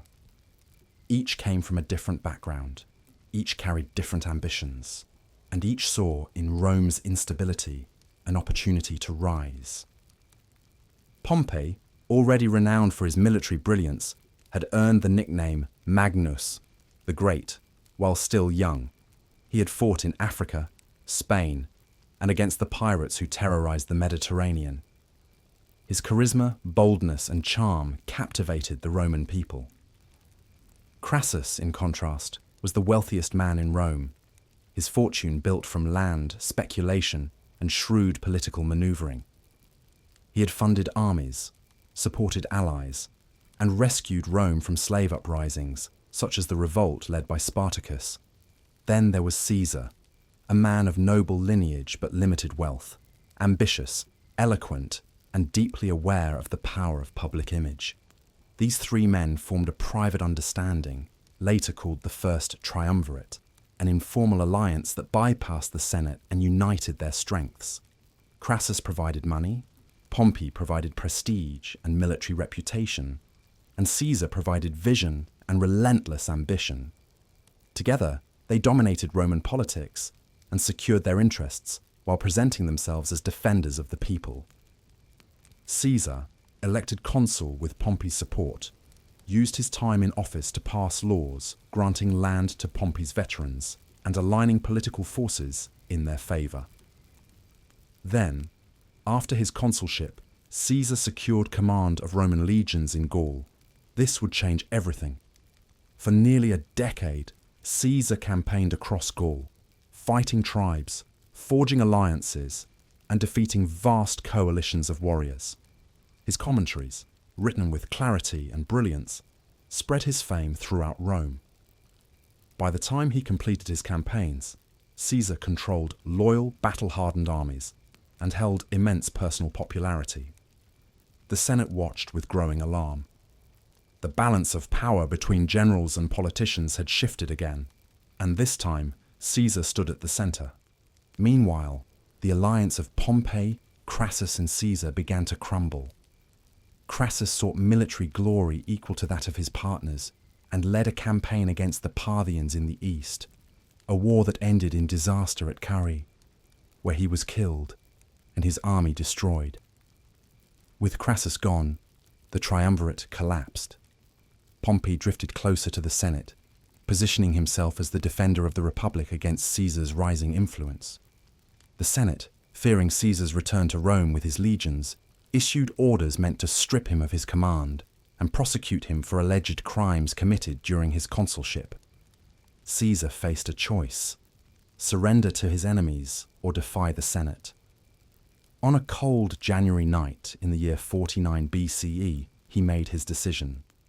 Standing before the shallow river that marked the boundary of his province, he uttered the words the ancient historians would never forget: Alia iacta est. The die is cast. Then he led his soldiers across the Rubicon, knowing that this act would plunge Rome into civil war. The civil war that followed pitted two giants against each other: Caesar, with his loyal legions and immense charisma, and Pompey, backed by the Senate, wealthy supporters, and armies drawn from across the Republic. Cities in Italy surrendered to Caesar with little resistance. Pompey withdrew to Greece, gathering reinforcements and planning a decisive confrontation. The climax came at Pharsalus, where Caesar's smaller but seasoned army faced Pompey's massive forces. Against all expectations, Caesar won. Pompey fled to Egypt, seeking refuge, but was murdered on the shores of Alexandria by those hoping to win Caesar's favour. Caesar arrived in Egypt soon after and found the kingdom torn by its own dynastic struggle. He sided with Cleopatra, who sought to secure her position on the throne. Their alliance, political and personal, shaped not only Egypt's future but Rome's as well. After restoring stability in the region, Caesar returned to Rome, where he held unparalleled power. Though he refused the title of king, he accepted honours and offices that placed all authority in his hands. He implemented reforms intended to stabilise the Republic, reorganising the calendar, reducing debt, expanding the Senate, and granting citizenship to many communities. But his power stirred fear among senators who believed the Republic was slipping into monarchy. Despite Caesar's insistence that he sought order, not tyranny, the concentration of authority alarmed those who still clung to the ideals of the old Republic. A conspiracy formed. A group of senators convinced that killing Caesar would restore the freedom Rome had lost. On the Ides of March, 44 BCE, Caesar entered the Senate meeting room. As he sat down, the conspirators surrounded him. Blades flashed. Caesar fell beneath a storm of wounds, betrayed even by men he trusted. According to tradition, when he saw Brutus among the attackers, he whispered his final words, words that symbolized the depth of his heartbreak. The conspirators believed they had saved the Republic, but they had misunderstood the moment. Caesar's death did not restore the old order. Instead, it unleashed a new storm of chaos. The Roman people mourned him deeply. His soldiers swore vengeance, and into the vacuum stepped the two figures who would determine Rome's fate: Mark Antony, Caesar's loyal ally, and Gaius Octavius, Caesar's young grandnephew and adopted son, who would soon be known simply as Octavian. Antony and Octavian first became rivals, then uneasy partners, then enemies again, as the Republic spiraled into yet another series of civil wars. Provinces were divided between them. Propaganda campaigns raged. Loyalty shifted. And all the while, the Senate struggled to remain relevant as power moved increasingly into the hands of generals and their legions. The final act came with the arrival of Cleopatra VII. Antony joined her in Alexandria, forming an alliance that alarmed Rome. Their bond, political, romantic, and symbolic, divided the Mediterranean world. Octavian used this to rally support, portraying Antony as a man who had abandoned Rome for a foreign queen. The Senate declared war, not on Antony, but on Cleopatra. The decisive confrontation unfolded at Actium, where Octavian's fleet defeated the forces of Antony and Cleopatra. Their power broken, they retreated to Egypt, where both took their own lives as Octavian approached. With Antony dead and no rivals left, Octavian returned to Rome. He held absolute authority, yet he understood the lessons of the past century. Rome feared kingship. Rome feared tyranny. Rome needed stability. So Octavian crafted a new system, one that appeared republican but concentrated power in his hands.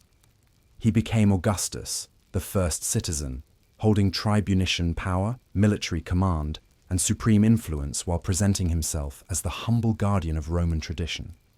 In this delicate balance, the Republic faded quietly into history. No laws announced its end. No celebrations marked its passing. But with Augustus at the helm, Rome entered a new age, the age of empire. And though the Republic's institutions remained in appearance, real authority now resided in one man, whose careful leadership ushered in a period of peace, prosperity, and unity across the Mediterranean world. When Augustus consolidated his power and took the title of princeps, he did not present himself as a king or a conqueror, but as the careful steward of Rome's future. The decades of civil war that had shattered the Republic left the population exhausted, uncertain, and desperate for stability. Augustus understood this better than anyone, and his leadership marked the beginning of an era unlike anything Rome had experienced before.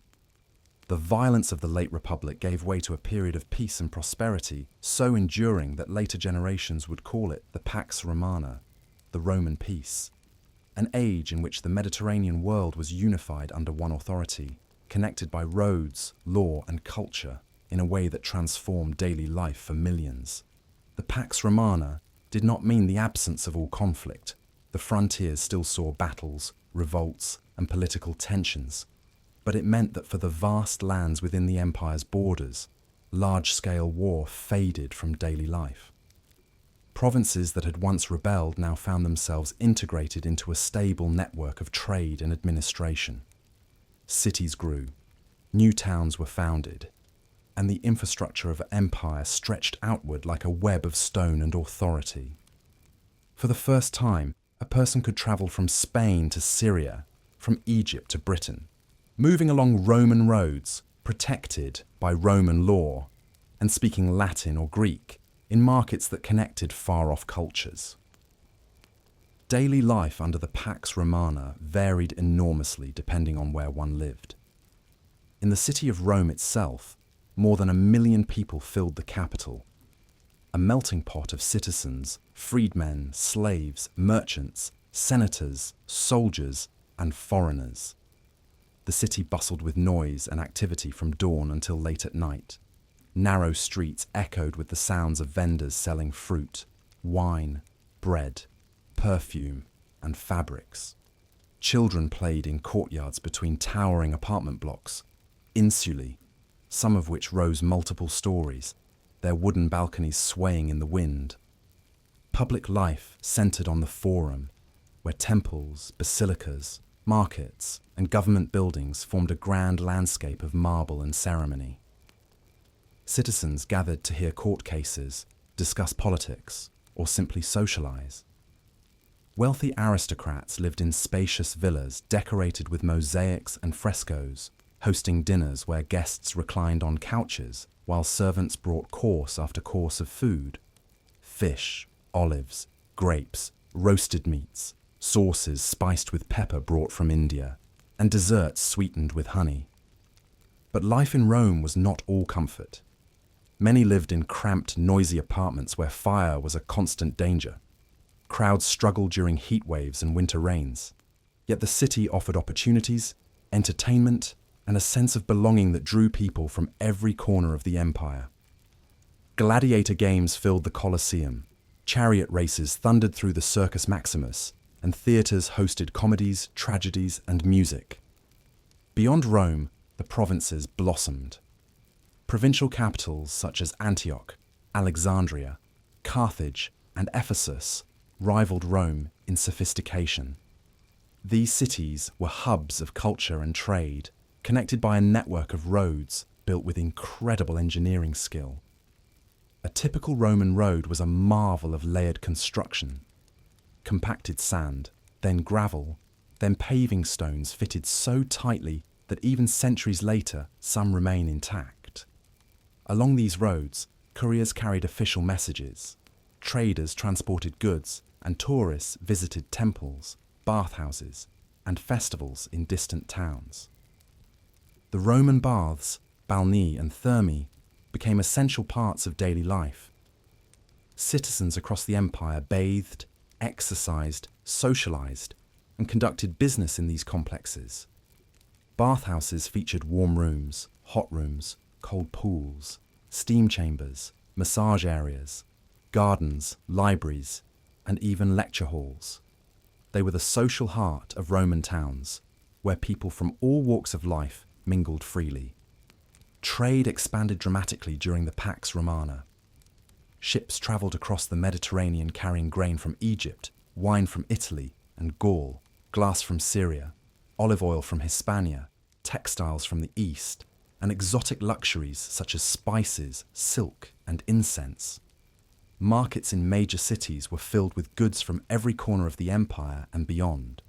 Merchants prospered, craftsmen found new clients, and cultures blended in ways that would shape the history of Europe and the Middle East. Religion remained diverse. Traditional Roman deities were worshipped alongside local gods, mystery cults, and imported traditions. Temples adorned cities with columns, statues, and altars. Festivals filled the calendar with celebrations honoring gods, emperors, and civic identity. In the East, Greek culture blended with Roman governance. In Egypt, ancient traditions endured under Roman oversight. In the West, Latin became increasingly dominant, shaping languages that would emerge long after the empire's fall. Family life was central to Roman identity. Households included not only parents and children, but often grandparents, cousins, clients, and slaves. Education focused on rhetoric, philosophy, and literature for the wealthy, while trades and apprenticeships shaped the lives of ordinary people. Even in remote villages, Roman influence could be felt through architecture, law, and the presence of Roman officials. The military, though often stationed far from the heart of the empire, played a key role in maintaining stability. Legions were posted along the Rhine and Danube, guarding against northern tribes. Others manned the deserts of Syria or the frontiers of Mesopotamia. Along Hadrian's wall in Britain, soldiers kept watch over the misty, wind-swept frontier. Their presence provided security, encouraged trade, and often brought Roman culture to regions that adopted Roman customs, clothing, and language. Underneath the peace, however, lay a reality the Romans understood well. The Pax Romana existed not simply out of goodwill, but because the empire was strong and unified under capable leadership. Augustus had established a system in which power was concentrated, but disguised beneath republican forms. Future emperors would inherit this fragile balance. Some would maintain the peace, others would threaten it. But during the height of the Pax Romana, particularly under emperors like Augustus, Trajan, and Hadrian, the empire reached a level of stability that allowed millions to experience life in a way unmatched in the ancient world. Roads connected lands once separated by war. Laws protected people once vulnerable to corruption. Cities flourished where only villages had stood. And across this vast expanse, from the Atlantic coast of Spain to the deserts of Arabia, from the mountains of the Balkans to the waterways of Egypt, people lived under the same system, travelled under the same standards, and participated in a world bound together by the Roman name. For over 2 centuries, this peace shaped cultures, economies, and histories that would echo long after the empire itself had faded. And although future crises would shake Rome to its core, the memory of the Pax Romana, an age of order, prosperity, and unity, remained one of the empire's most enduring legacies. As the first century of the empire unfolded, Rome entered a period defined not by civil war or internal crisis, but by careful administration, strategic expansion, and the enduring presence of the legions along the empire's vast borders. The Pax Romana provided a sense of calm within the provinces, yet Rome still lived with the awareness that its security depended on constant vigilance. From the cold forests of Germania to the sands of Arabia, from Britain's wind-swept moors to the rugged mountains of Armenia, Roman soldiers held the frontiers, forming a living shield around a world unified under imperial rule.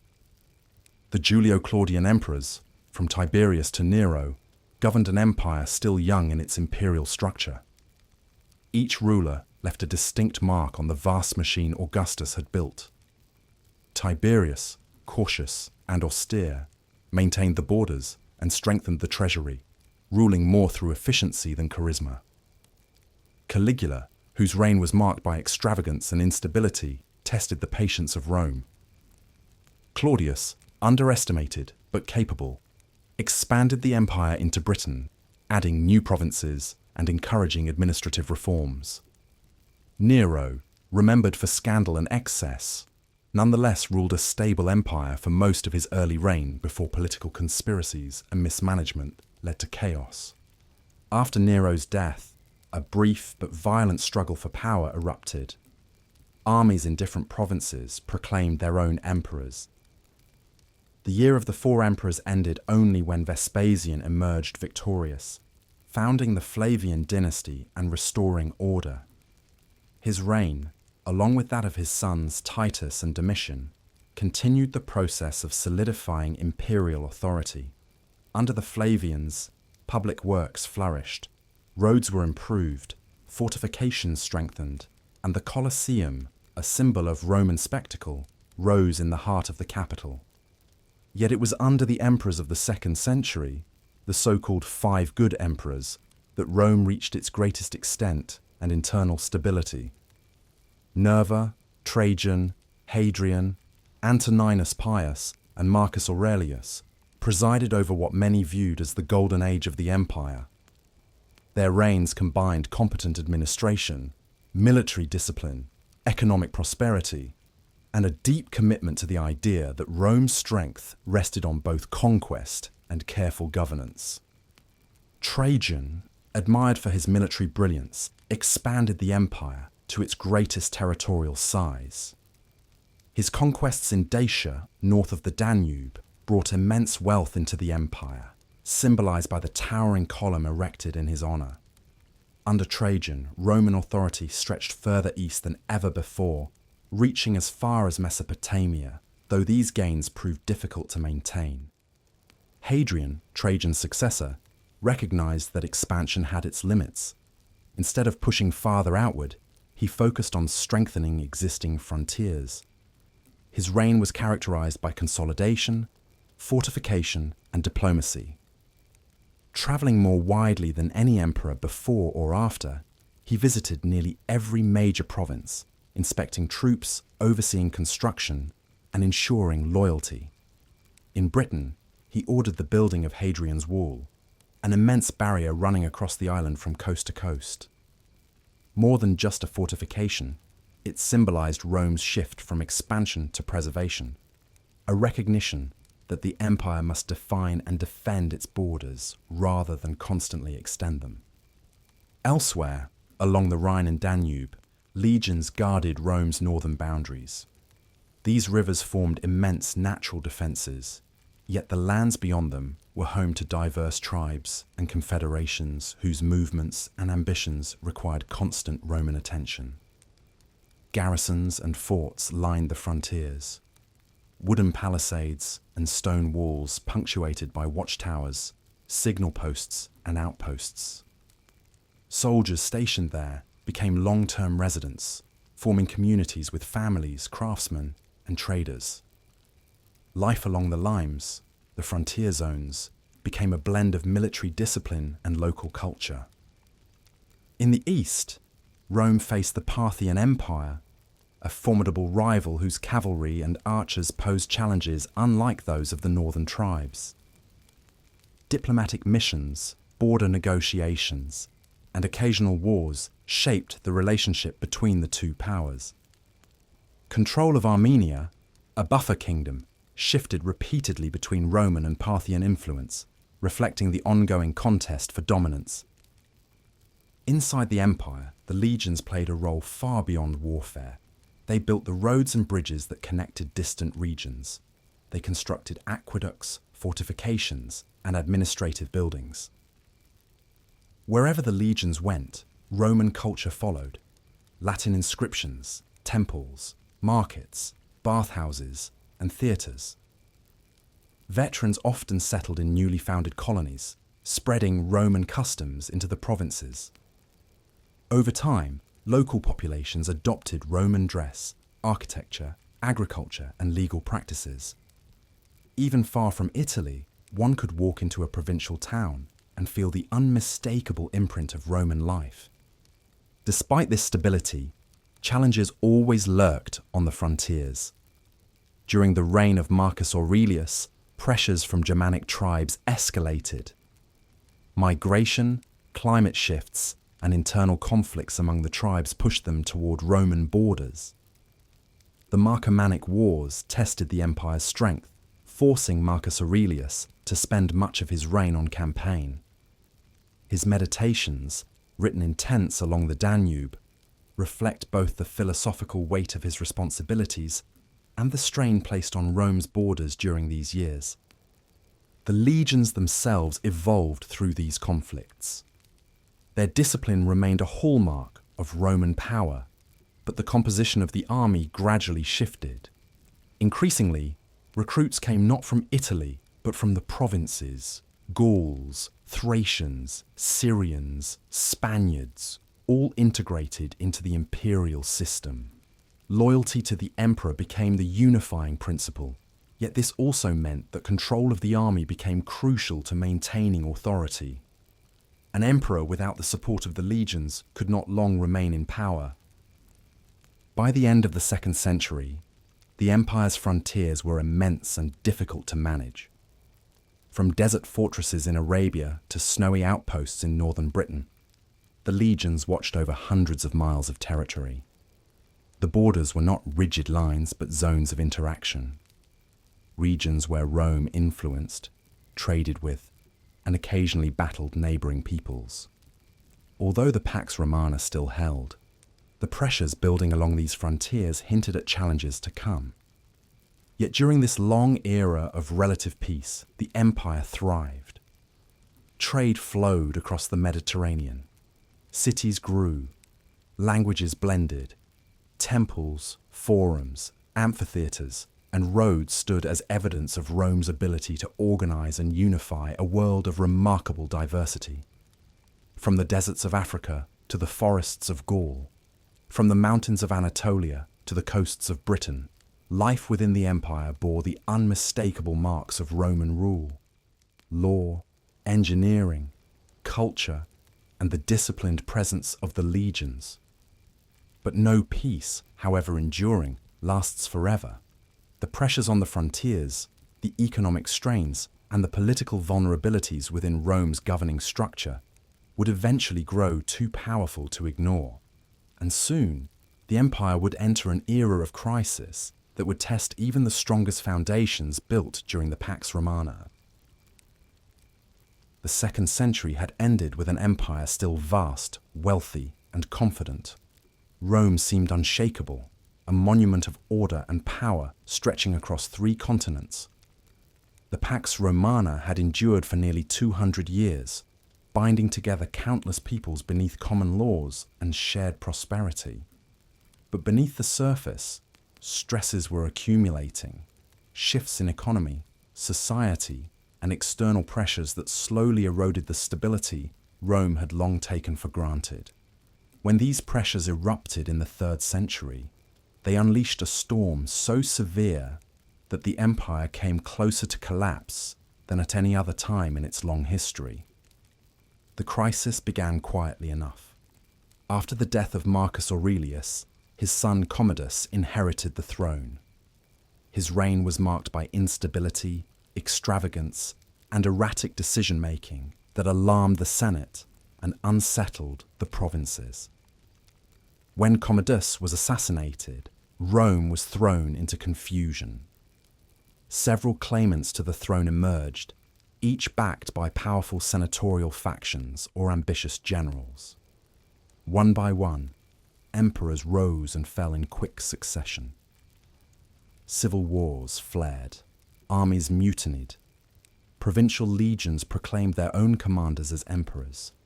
The delicate balance that Augustus had created centuries earlier, a balance between Senate, people, and military, began to break.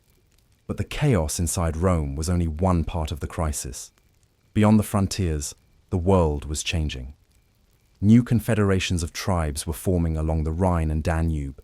Alemanni, Goths, Franks, united more by opportunity than by shared lineage, drawn toward Rome's wealth and weakened defences. To the east, a formidable new power arose, the Sassanid Persian Empire, more aggressive and organised than its Parthian predecessors. its kings sought to reclaim lands once taken by Rome, pushing westward with renewed strength.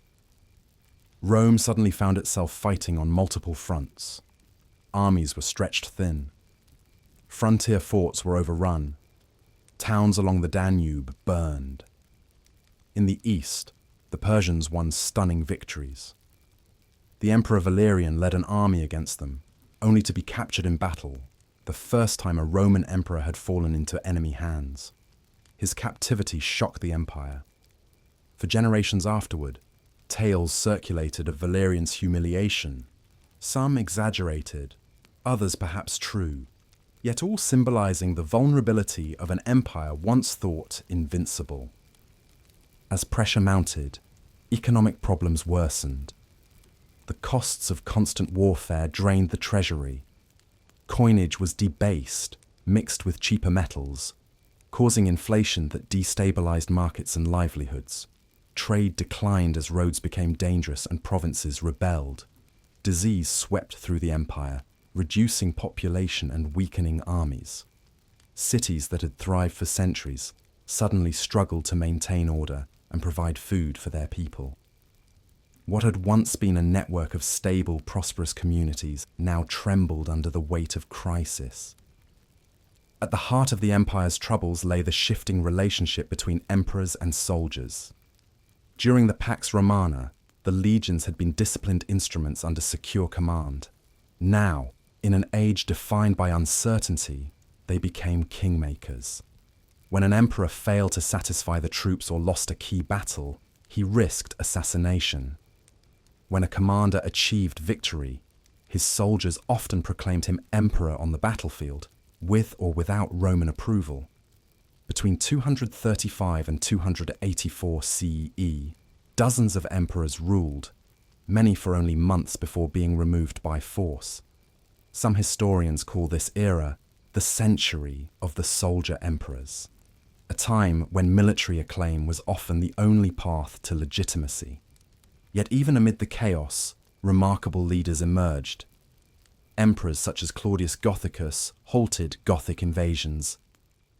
Aurelian, perhaps the greatest commander of the era, restored significant parts of the empire, defeating enemies on all fronts and reuniting regions that had briefly broken away into separate kingdoms. The Gallic Empire in the west and the Palmyrene Empire in the east.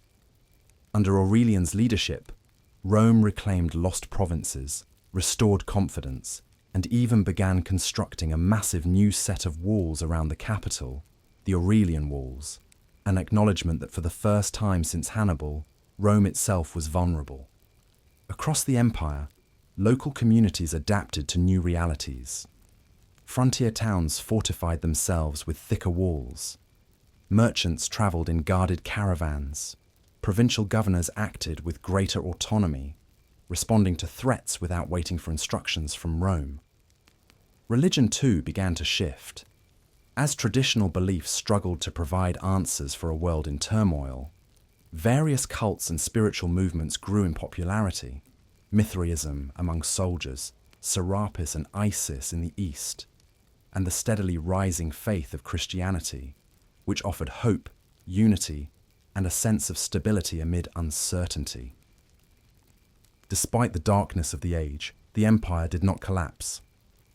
Its administrative structure, though strained, still functioned. The legions, though mutinous at times, still defended the frontiers. Cities adapted. Trade adjusted. The Roman identity endured. And perhaps most importantly, the empire's size and organization allowed it to absorb losses that would have destroyed smaller states. The turning point came when a new figure rose to power: Diocletian. His reign would mark the end of the 3rd century crisis and the beginning of a new chapter in Roman governance. But before his reforms could reshape the empire, Rome had to survive nearly 50 years of constant war, economic collapse, plague, political fragmentation, and fear. The 3rd century crisis was a test not only of Roman military strength, but of Roman resilience, the ability of its people, cities, and institutions to endure hardship and chaos. while preserving the essence of their civilization. When the storm finally began to calm, the empire that emerged was changed forever. It had been humbled, hardened, and reshaped by pressure, but it had also demonstrated an extraordinary capacity to survive. A capacity that would carry it into the next great transformation of its long and complicated history. When the 3rd century crisis finally began to ease, Rome stood battered, but not broken. The empire had survived invasions, rebellions, plague, economic collapse, and the rapid turnover of emperors who lived and died by the will of soldiers. Yet survival alone was not enough. Rome needed transformation. The old structures of the Principate, those created by Augustus centuries earlier, could no longer manage a world that had grown larger, more diverse, and far more unstable. Armies were stretched thin. Borders were under constant pressure. Administrators struggled to control distant provinces. And the idea of a single emperor ruling everything from Britain to Egypt had become increasingly unrealistic. Into this moment stepped Diocletian, a man of humble origins, born in the Roman province of Dalmatia, who rose through the military ranks through discipline, intelligence, and unshakable determination. When the legions proclaimed him emperor in 284 CE, he inherited a world that was still collapsing, yet he possessed a vision for how to rebuild it. Diocletian understood something few before him had grasped. The Roman Empire could no longer be governed as it had been in the age of Augustus. It needed new structures, new rhythms of power, and new systems of control. It needed stability not just for the moment, but for generations. Diocletian began with the army, the backbone of Roman power. He reorganized the legions, strengthened the frontiers, and positioned mobile field armies deeper inside the empire so they could respond quickly to threats. He revised the command structure, reducing the overconcentration of military power that had allowed ambitious generals to challenge the throne. His reforms aimed to create a defense-in-depth system, layers of protection that would slow invaders, weaken them, and give Roman forces time to regroup. But military reform alone could not save the empire. Administration had to be reshaped as well. Diocletian recognized that no single man could effectively rule such a vast territory, especially not during times of crisis. And so, he introduced one of the most radical political reforms in Roman history, the Tetrarchy, the rule of 4. Under this system, the empire would be governed by 2 senior emperors, known as Augusti, and 2 junior emperors, known as Caesars. Each Augustus would oversee a major half of the empire, one in the east, one in the west, while each Caesar would assist and eventually succeed them. It was a system intended to distribute authority, ease the burden of administration, and ensure a smooth transition of power. The Tetrarchy required cooperation, discipline, and loyalty between its members, values Diocletian believed essential for Rome's future. Diocletian took the eastern half of the empire, ruling from Nicomedia, while his partner Maximian governed the western half. 2 Caesars were appointed beneath them, Galerius in the east and Constantius Chlorus in the west. These men were bound not only by political ties, but through marriage alliances arranged by Diocletian, an attempt to create a family-like bond among the rulers.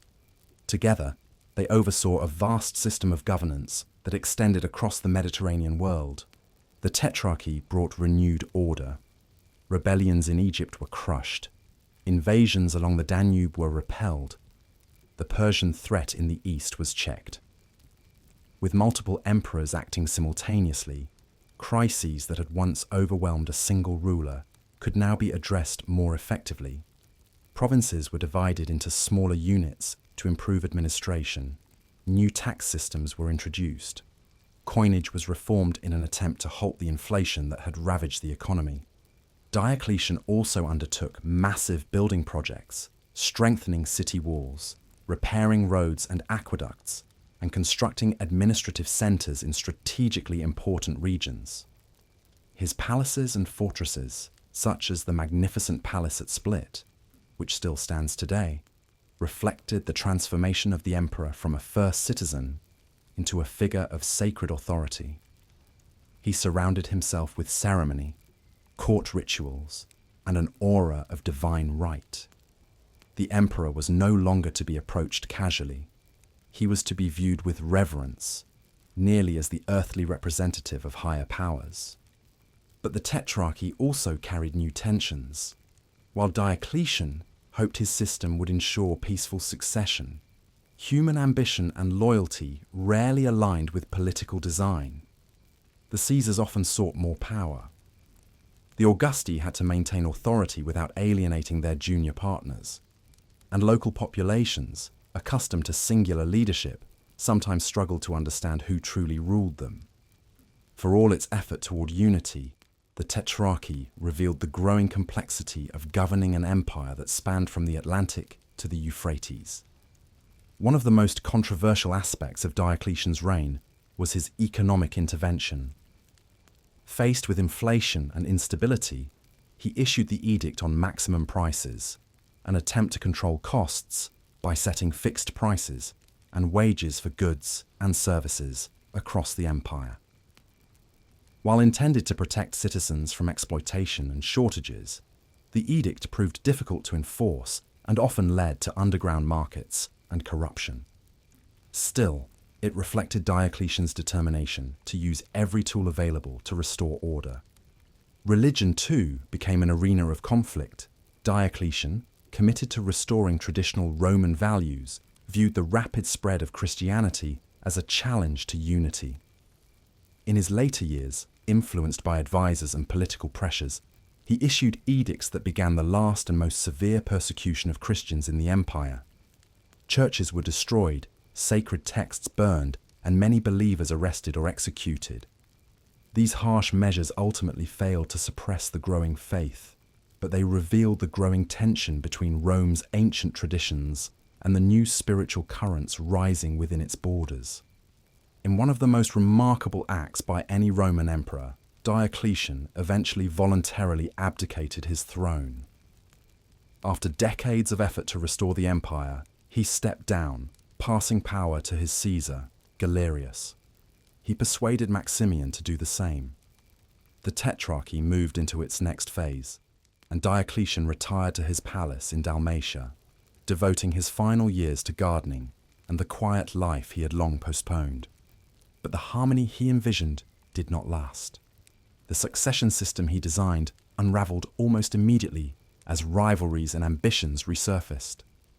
Civil wars returned, new contenders emerged, and from the struggle that followed, one figure would rise above all others. A man whose reign would once again reshape the Roman world, Constantine. Yet even though the Tetrarchy collapsed, Diocletian's impact endured. His reforms stabilized an empire on the brink of disintegration. His administrative structures shaped the late Roman state for centuries. His recognition that Rome needed shared leadership influenced the empire's future divisions. And his transformations laid the groundwork for the Eastern Roman Empire that would survive long after the West fell. The storm of the 3rd century had nearly broken Rome. Diocletian's reforms pulled it back from the edge, giving it new life, new structure, and new possibilities, setting the stage for the profound transformation still to come. When Diocletian stepped down from power and retired to his palace overlooking the sea, he believed he had given Rome a stable future. His reforms were meant to create order, predictability, and a peaceful transfer of authority. But the human world rarely follows careful design. Within months of his abdication, rivalries resurfaced, alliances broke apart, and the empire once again entered a struggle for control. From this conflict emerged one of the most influential figures in Roman history, a leader whose decisions would alter not only the empire, but the spiritual map of the world for centuries to come. His name was Constantine. Constantine was the son of Constantius Chlorus, one of the Caesars appointed under the Tetrarchy. Raised in the world of army camps, imperial courts, and shifting loyalties, he was observant, charismatic, and exceptionally skilled at navigating the political currents of the late empire. When his father died, in the northern province of Britannia, the legions there proclaimed Constantine emperor, choosing loyalty to a familiar leader over strict adherence to Diocletian's carefully designed succession system.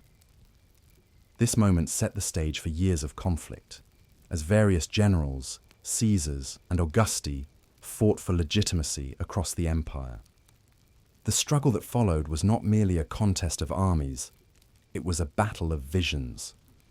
Some leaders sought to preserve Diocletian's system. Others wanted to claim sole power. Alliances shifted with remarkable speed. Regions declared loyalty to different rulers, and for years the empire was divided among competing claimants. Through all this turbulence, Constantine emerged as a figure of both military strength and political skill, a man capable of inspiring loyalty and outmaneuvering his rivals.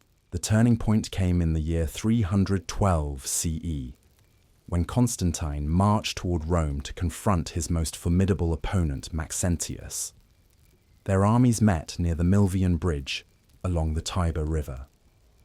According to later accounts, the night before the battle, Constantine experienced a vision, a symbol of light above the sun, accompanied by words that promised victory under a divine sign. The exact nature of this event remains debated. Some view it as a spiritual revelation, others as a political gesture shaped into legend over time. Yet the effect on Constantine was profound. He adopted the symbol said to have appeared in the vision, the Chi-Rho, formed by the Greek letters Chi and Rho, and ordered it painted on the shields of his soldiers. At the Battle of the Milvian Bridge, Constantine achieved a decisive victory. Maxentius's forces broke, and he himself drowned in the river while attempting to retreat. Constantine entered Rome not as a conqueror claiming absolute power, but as a liberator promising a new beginning. As he passed beneath the newly built Arch of Constantine, the city celebrated him as the sole ruler of the Western Empire. With his victory, Constantine began a transformation that would reshape Rome forever. One of his earliest and most consequential actions was to grant legal tolerance to Christians, ending centuries of sporadic persecution. The Edict of Milan, issued in 313 CE, declared freedom of worship for all and restored property confiscated during Diocletian's persecutions. Christianity, once a vulnerable minority faith, suddenly found itself protected by imperial authority. Constantine did not impose Christianity on the empire, nor did he abolish traditional Roman religion, but he took steps that indicated a personal commitment to the new faith. He granted privileges to Christian clergy, funded the construction of churches, and became increasingly involved in theological disputes that threatened unity within the growing religion. His engagement culminated in the Council of Nicaea in 325 CE, where bishops from across the empire gathered to resolve major doctrinal disagreements. Constantine presided over the opening of the council, not as a priest, but as an imperial guardian of unity. Yet Constantine's impact extended far beyond religion. He also made one of the most important administrative decisions in Roman history by choosing a new center of power, a city that would become synonymous with the Eastern Roman Empire for more than 1,000 years. On the ancient site of Byzantium, he founded Constantinople, the New Rome. Strategically located between Europe and Asia, surrounded by water and natural defenses, it became a thriving capital of trade, culture, and imperial authority. With magnificent walls, palaces, forums, and churches, Constantinople symbolized Constantine's vision of an empire renewed and oriented toward the future. Meanwhile, Constantine continued to consolidate power. After defeating his remaining rivals, including Licinius in the east, he became sole ruler of the entire Roman world. His reign brought stability after decades of conflict.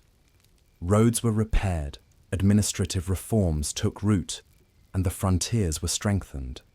The economy improved, cities regained confidence, and the empire once again felt united. But beneath this period of recovery, Rome was changing in ways that would shape the centuries ahead.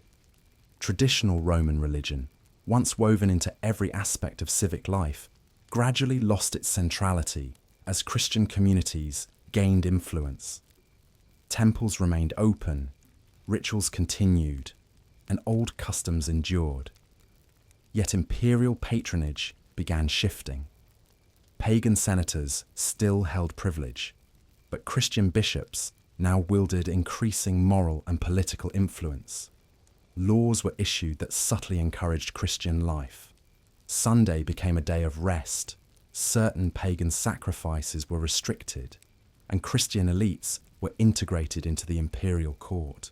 Constantine himself walked a delicate path. He did not dismantle the old religion, but he did elevate Christianity to a position of unprecedented prominence. He retained the title of Pontifex Maximus, chief priest of the Roman faith, even as he supported Christian institutions. His baptism came only near the end of his life, a common practice of the time. Yet his role in shaping Christian history was profound. Constantine's legacy is complex. Some view him as the savior of the empire, stabilizing a world broken by chaos. Others see him as the architect of a new imperial identity, blending Roman political power with Christian spirituality. He is remembered as both a warrior and a reformer, a statesman and a visionary, whose decisions continued to influence Europe and the Mediterranean long after the Western Empire fell. When Constantine died in 337 CE, the empire entered another period of succession struggles, but the world he had created endured. Christianity continued to spread. Constantinople grew into one of the greatest cities on earth. The administrative reforms that began under Diocletian and matured under Constantine formed the structure of the empire's later centuries. And Rome, though changed, remained the backbone of a civilization that was slowly transforming into something new. No longer the purely pagan Rome of the classical age, but not yet the fully Christian empire of the medieval world. Constantine had bridged these worlds, guiding the empire through one of the most important transitions in its long history. And though far greater challenges lay ahead, the foundations he laid would support the Roman state as it moved steadily toward the final division between East and West. A division that would define the next chapter of the empire's story. After Constantine's death, the Roman Empire entered a new phase in which the structures he and Diocletian had built continued to shape political life. But the unity they had temporarily restored began to fracture once again. The empire was enormous, demanding constant vigilance, disciplined administration, and stable succession. And yet the forces pulling it apart were steady, deep, and impossible to ignore. From the 4th to the 5th century, the empire's challenges multiplied. Economic strain, external invasions, internal rivalries, religious transformations, and the widening gap between East and West. These pressures slowly and steadily eroded the cohesion that had held the Roman world together for centuries. The seeds of division lay partly in geography. The Eastern Empire, centered around Constantinople, controlled the wealthy and densely populated regions of the Mediterranean. Egypt with its grain, Syria with its trade wealth, Asia Minor with its cities and armies. The West, with its capitals shifting between Milan, Ravenna, and Rome, lacked this steady economic foundation. Its provinces were more rural, its cities smaller, and its frontiers more exposed to the pressures of northern and western tribes. While the East had strong walls, deep coffers, and the bustling life of great cities, the West struggled to maintain roads, pay troops, and hold its borders. Constantine's sons initially attempted to rule jointly, dividing the empire among themselves, but rivalry soon flared. Brothers fought brothers for control, and civil wars weakened the empire at crucial moments. By the late 4th century, under emperors such as Valentinian in the west and Theodosius in the east, the division became increasingly pronounced. Theodosius, the last emperor to rule a unified Roman Empire, understood the difficulty of maintaining unity. Upon his death in 395 CE, he divided the empire permanently between his two sons, Arcadius in the east, Honorius in the west. What had once been a single imperial system became two distinct spheres, connected in theory but increasingly separate in practice. The challenges facing the Western Empire were immense. Along the Rhine and Danube, pressure from migrating peoples intensified. The Goths, fleeing the deadly expansion of the Huns from the Eurasian steppe, sought refuge inside Roman borders. Initially welcomed as allies, they were mistreated, exploited by corrupt officials, and driven to despair. Their revolt culminated in the devastating Battle of Adrianople in 378 CE, where the Eastern Emperor Valens was killed and his army destroyed. This defeat shattered the belief in Roman military invincibility and demonstrated that the empire's old defensive systems were failing. While the East slowly recovered under Theodosius, the West struggled to respond. The Roman army increasingly relied on federate troops. Barbarian allies settled inside the empire, who fought under their own leaders while serving Roman interests. This system, born from necessity, sowed the seeds of future fragmentation, as Rome gradually lost control over both frontier defense and internal authority.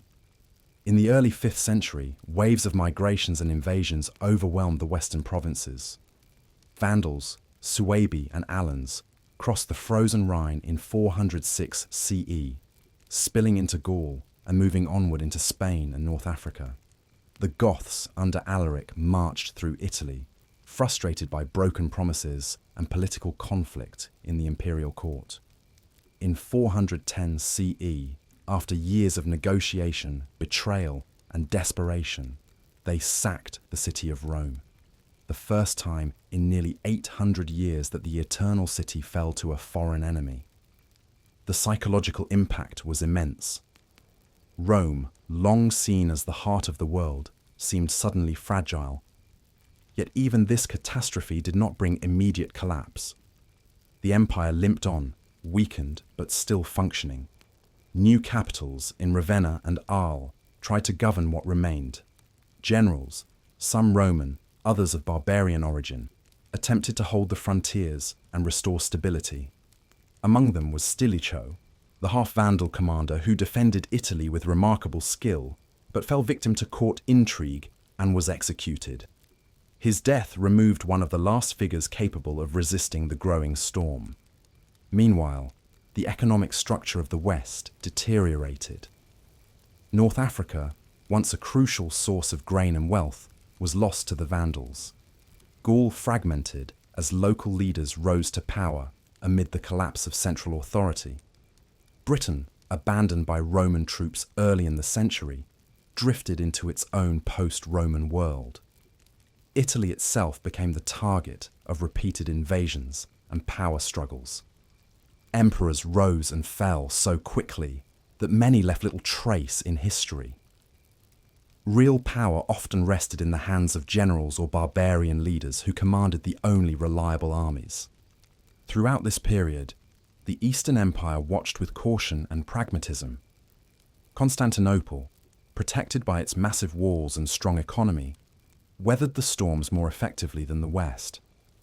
It provided aid when possible, negotiated with invading groups, and focused on preserving its own stability. Over time, the East grew increasingly distinct, Greek-speaking, Christian, urban, and economically vibrant, while the West became poorer, more militarized, and increasingly dependent on non-Roman troops. In the final decades of the Western Empire, the center of power shifted decisively to military leaders of barbarian origin, such as Ricimer and Odoacer.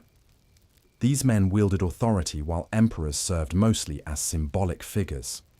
One such emperor, Romulus Augustulus, a young boy placed on the throne by his father, became the final symbol of Rome's long decline in the West. In 476 CE, the Germanic leader Odoacer deposed him, sending the imperial regalia to Constantinople and declaring himself ruler of Italy under nominal Eastern authority. This act did not feel like a sudden collapse to those living through it. For them, the empire had already changed beyond recognition. Administrative systems endured, cities continued to function, and Roman culture blended with that of the new ruling elites. The Senate still met in Rome. Roman law persisted. Life continued, altered but not erased. The people of Italy likely understood the fall of the Western Empire not as a dramatic end, but as the acceptance of a new reality that had been evolving for decades. Yet to historians looking back across the centuries, 476 CE became a symbolic moment. The end of the Western Roman Empire, the end of ancient Rome's political unity, and the beginning of a new era shaped by emerging kingdoms, shifting identities, and the enduring legacy of Roman law, language, and culture. The East, however, remained Roman. In Constantinople, emperors still sat on the throne, the Senate still convened, Latin titles were still used, and the empire still called itself Roman. While the West fragmented into a patchwork of successor states, the Eastern Roman Empire, later labelled Byzantine by modern historians, continued to carry Rome's legacy forward. And so, with the fall of the West, Rome did not truly disappear. It divided, transformed, and endured in new forms, preparing the way for the next chapter of its astonishing journey. When the Western Roman Empire crumbled in the late 5th century, many might have expected the eastern half to share the same fate. The pressures that had shaken the West, migration, invasion, economic strain, political instability, also weighed heavily on the East. Yet the story of the Eastern Roman Empire, later called the Byzantine Empire by modern historians, is not one of collapse, but of resilience, adaptation, and rebirth. In the centuries following the fall of Rome in the West, the empire centered in Constantinople not only survived, but evolved into a unique civilization that carried the Roman world into the medieval age, preserving its laws, culture, identity, and memory long after the Western Empire faded. The Eastern Empire had several advantages that allowed it to endure. Geography was one of them. Constantinople, the capital chosen by Constantine, stood at a crossroads of continents, a natural fortress surrounded by water on 3 sides and protected by massive walls on the 4th. These defences, expanded under emperors like Theodosius II, would withstand sieges that would have shattered lesser cities. The East also held some of the wealthiest provinces of the empire: Egypt with its grain, Syria with its ancient cities, Asia Minor with fertile lands and strong fortresses. These regions provided tax revenue, manpower, and strategic depth that allowed the Eastern Empire to survive crises that destroyed the West. Culturally, the Eastern Empire continued to see itself as Roman. Its people called their state the Basileia Romaion, the Roman Empire. Their emperor was the Basileus of the Romans. Their laws were Roman laws. Their administration, though infused with Greek language and local customs, traced its authority directly to the ancient emperors of old Rome. Latin remained an official language for centuries, even as Greek became dominant in daily life. To the people of Constantinople, the idea that Rome had fallen was unthinkable. For Rome lived on in their institutions, in their cities, and in their consciousness. One figure who embodied the ambition and vision of this renewed Rome was Justinian I, who came to power in the 6th century. Justinian dreamed of restoring the empire to its former territorial greatness. With the help of his brilliant and formidable general Belisarius, he launched campaigns that reconquered North Africa from the Vandals, Italy from the Ostrogoths, and parts of Spain from the Visigoths. For a moment, it seemed as if the Mediterranean might once again become a Roman lake, its shores unified under imperial authority.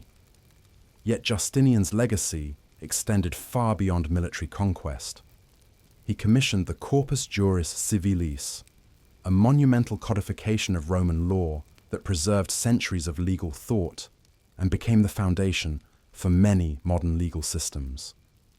He rebuilt Constantinople after a devastating revolt, erecting the magnificent Hagia Sophia, a structure so grand that visitors for centuries later described it as the closest thing on earth to heaven.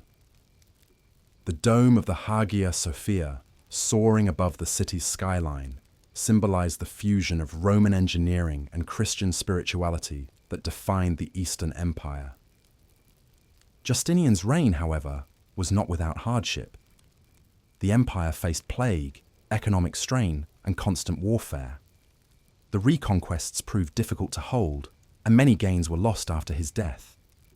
Yet the Eastern Empire endured, adjusting its priorities, reinforcing its borders, and developing systems of diplomacy and defense that would allow it to survive the turbulent centuries to come. One of the Eastern Empire's greatest strengths was its ability to adapt.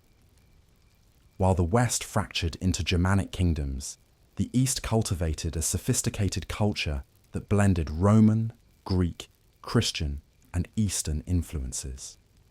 Its court ceremonies grew elaborate, surrounding the emperor with rituals that emphasized divine legitimacy. Its bureaucracy became highly organized, capable of managing complex diplomatic relationships with neighboring powers. Its economy remained vibrant, sustained by trade routes that connected the Mediterranean to the Silk Road and the markets of Persia, Arabia, and beyond. The empire also became a center of learning, preserving ancient Greek and Roman knowledge through libraries, monasteries, and scholarly traditions. While Western Europe entered what historians often call the early medieval period, the Eastern Empire maintained urban life, artistic production, and philosophical inquiry. Scholars studied Plato and Aristotle, physicians practiced advanced medicine, and architects designed structures that blended engineering with spiritual symbolism.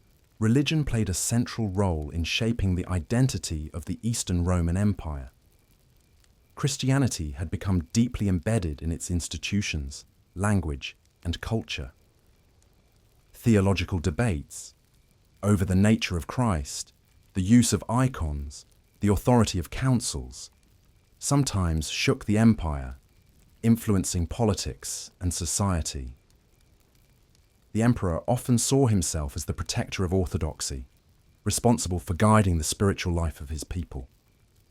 This connection between church and state gave the Eastern Empire a unity of purpose, though it also brought periods of intense controversy, such as the iconoclast conflicts of the 8th and 9th centuries.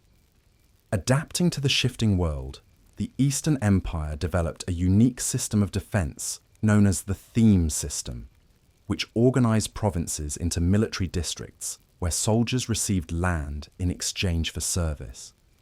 This decentralized approach allowed the empire to respond quickly to threats, particularly during periods of external pressure from Slavs, Avars, Persians, and later Arab forces. The empire lost territories. Syria, Egypt, and much of the Levant fell during the early Islamic conquests. Yet it held firm in Asia Minor and the Aegean, preserving its core and ensuring its survival. Despite these losses, the Eastern Empire regained strength under rulers like Basil II, who expanded its borders and restored its prestige. Constantinople thrived as a center of trade, art, and diplomacy. Its walls remained unbreached by any external enemy for nearly a millennium, a testament to both engineering skill and strategic resilience. To the medieval world, Constantinople was a city of wonder. Its golden mosaics, bustling harbours, Towering churches and intricate palaces astonished travelers. Merchants from Venice, ambassadors from the Islamic world, and pilgrims from Christian lands all marveled at its wealth and sophistication. Even after the West fragmented into kingdoms and new identities emerged across Europe, the Eastern Empire remained a beacon of continuity, a reminder that the Roman world had not vanished but transformed.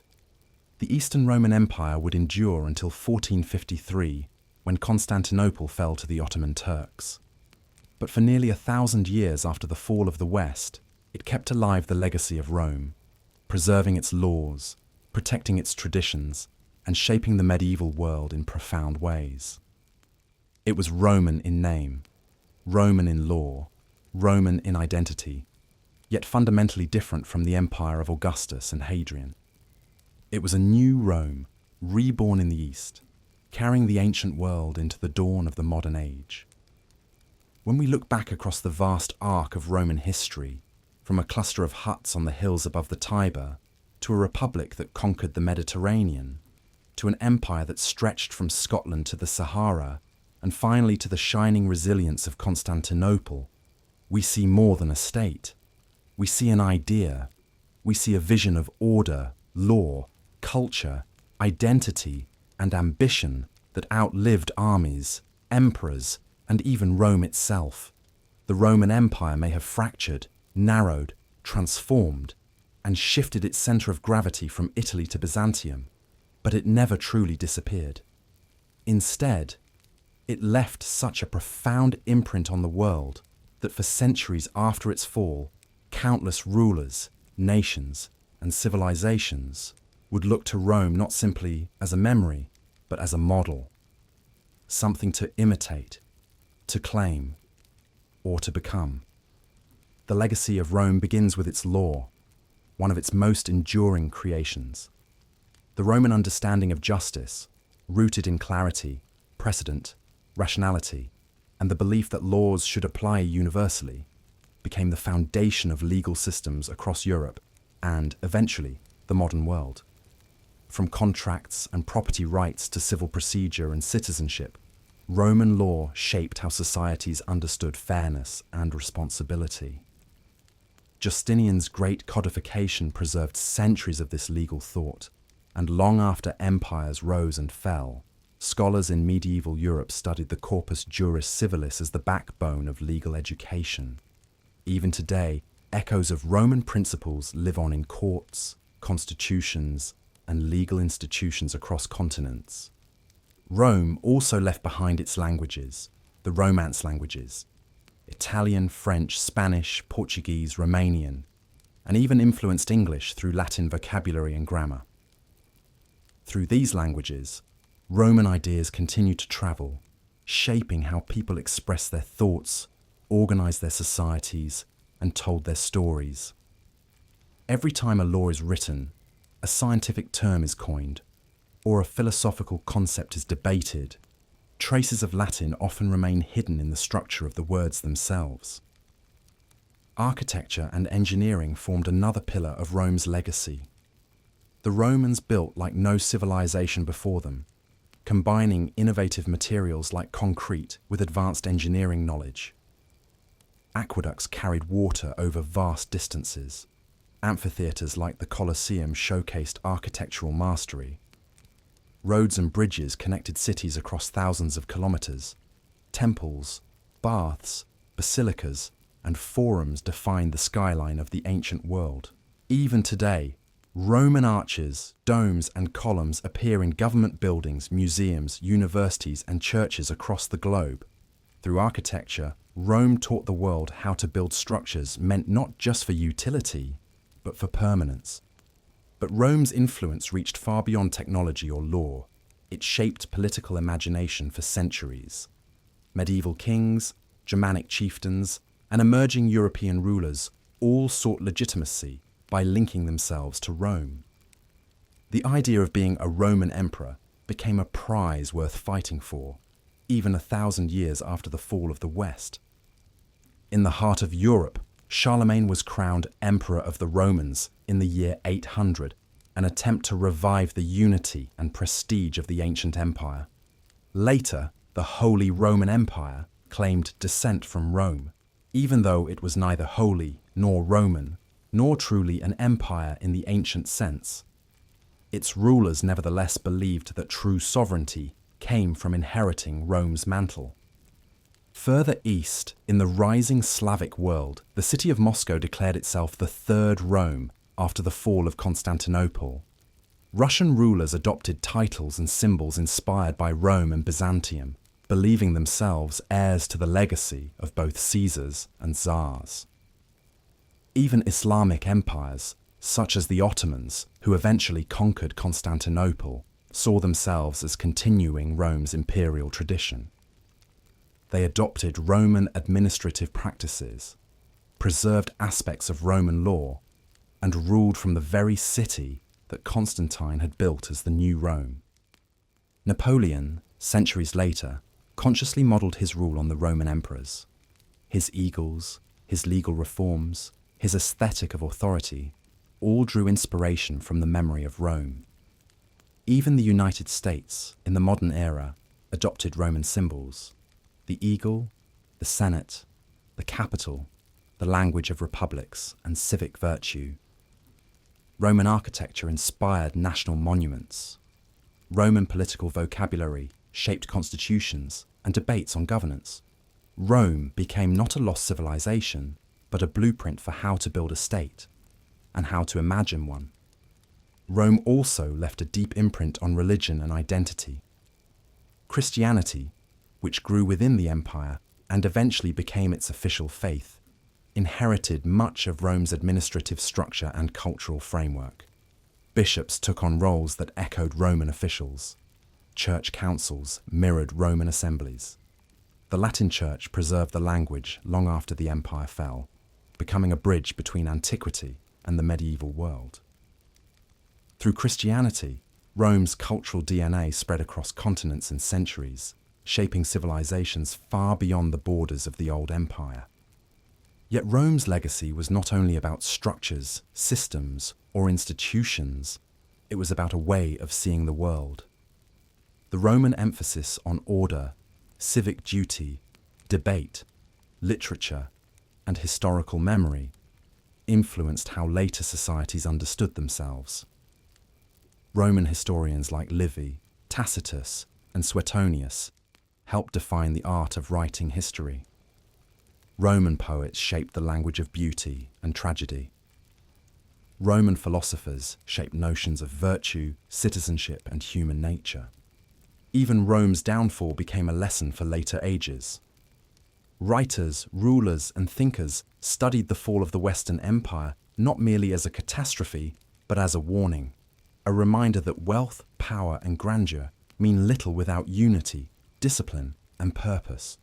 Rome's decline became one of the most discussed topics in world history, influencing political thought, historiography, and cultural self-reflection throughout the centuries. Despite everything, Rome's story does not end with collapse. The city of Rome still stands. Its monuments still rise. Its language still lives. Its laws still shape nations. Its ideas still echo. Its memory still inspires. Rome's empire may have fractured in the West, but it survived in the East for another 1,000 years. And long after Byzantium itself fell, Rome continued to shape empires that never saw the Tiber, influence cultures that never marched under a Roman banner, and inspire leaders who dreamed of uniting their worlds, just as Rome once united the Mediterranean. Rome became a symbol of continuity, a bridge between ancient and medieval, between past and present. It became an empire of the mind, not just of armies, a vision of what civilization could be, what unity could achieve, and what endures when buildings crumble, armies fade, and empires fall. For nearly 2,000 years after its founders first stood on the edge of the Tiber River, Rome remained the empire everyone wanted to imitate, inherit, revive, or surpass. And even today, when we speak of law, government, architecture, language, or the rise and fall of great powers. The shadow of Rome still stretches across our world, quiet, steady, and enduring.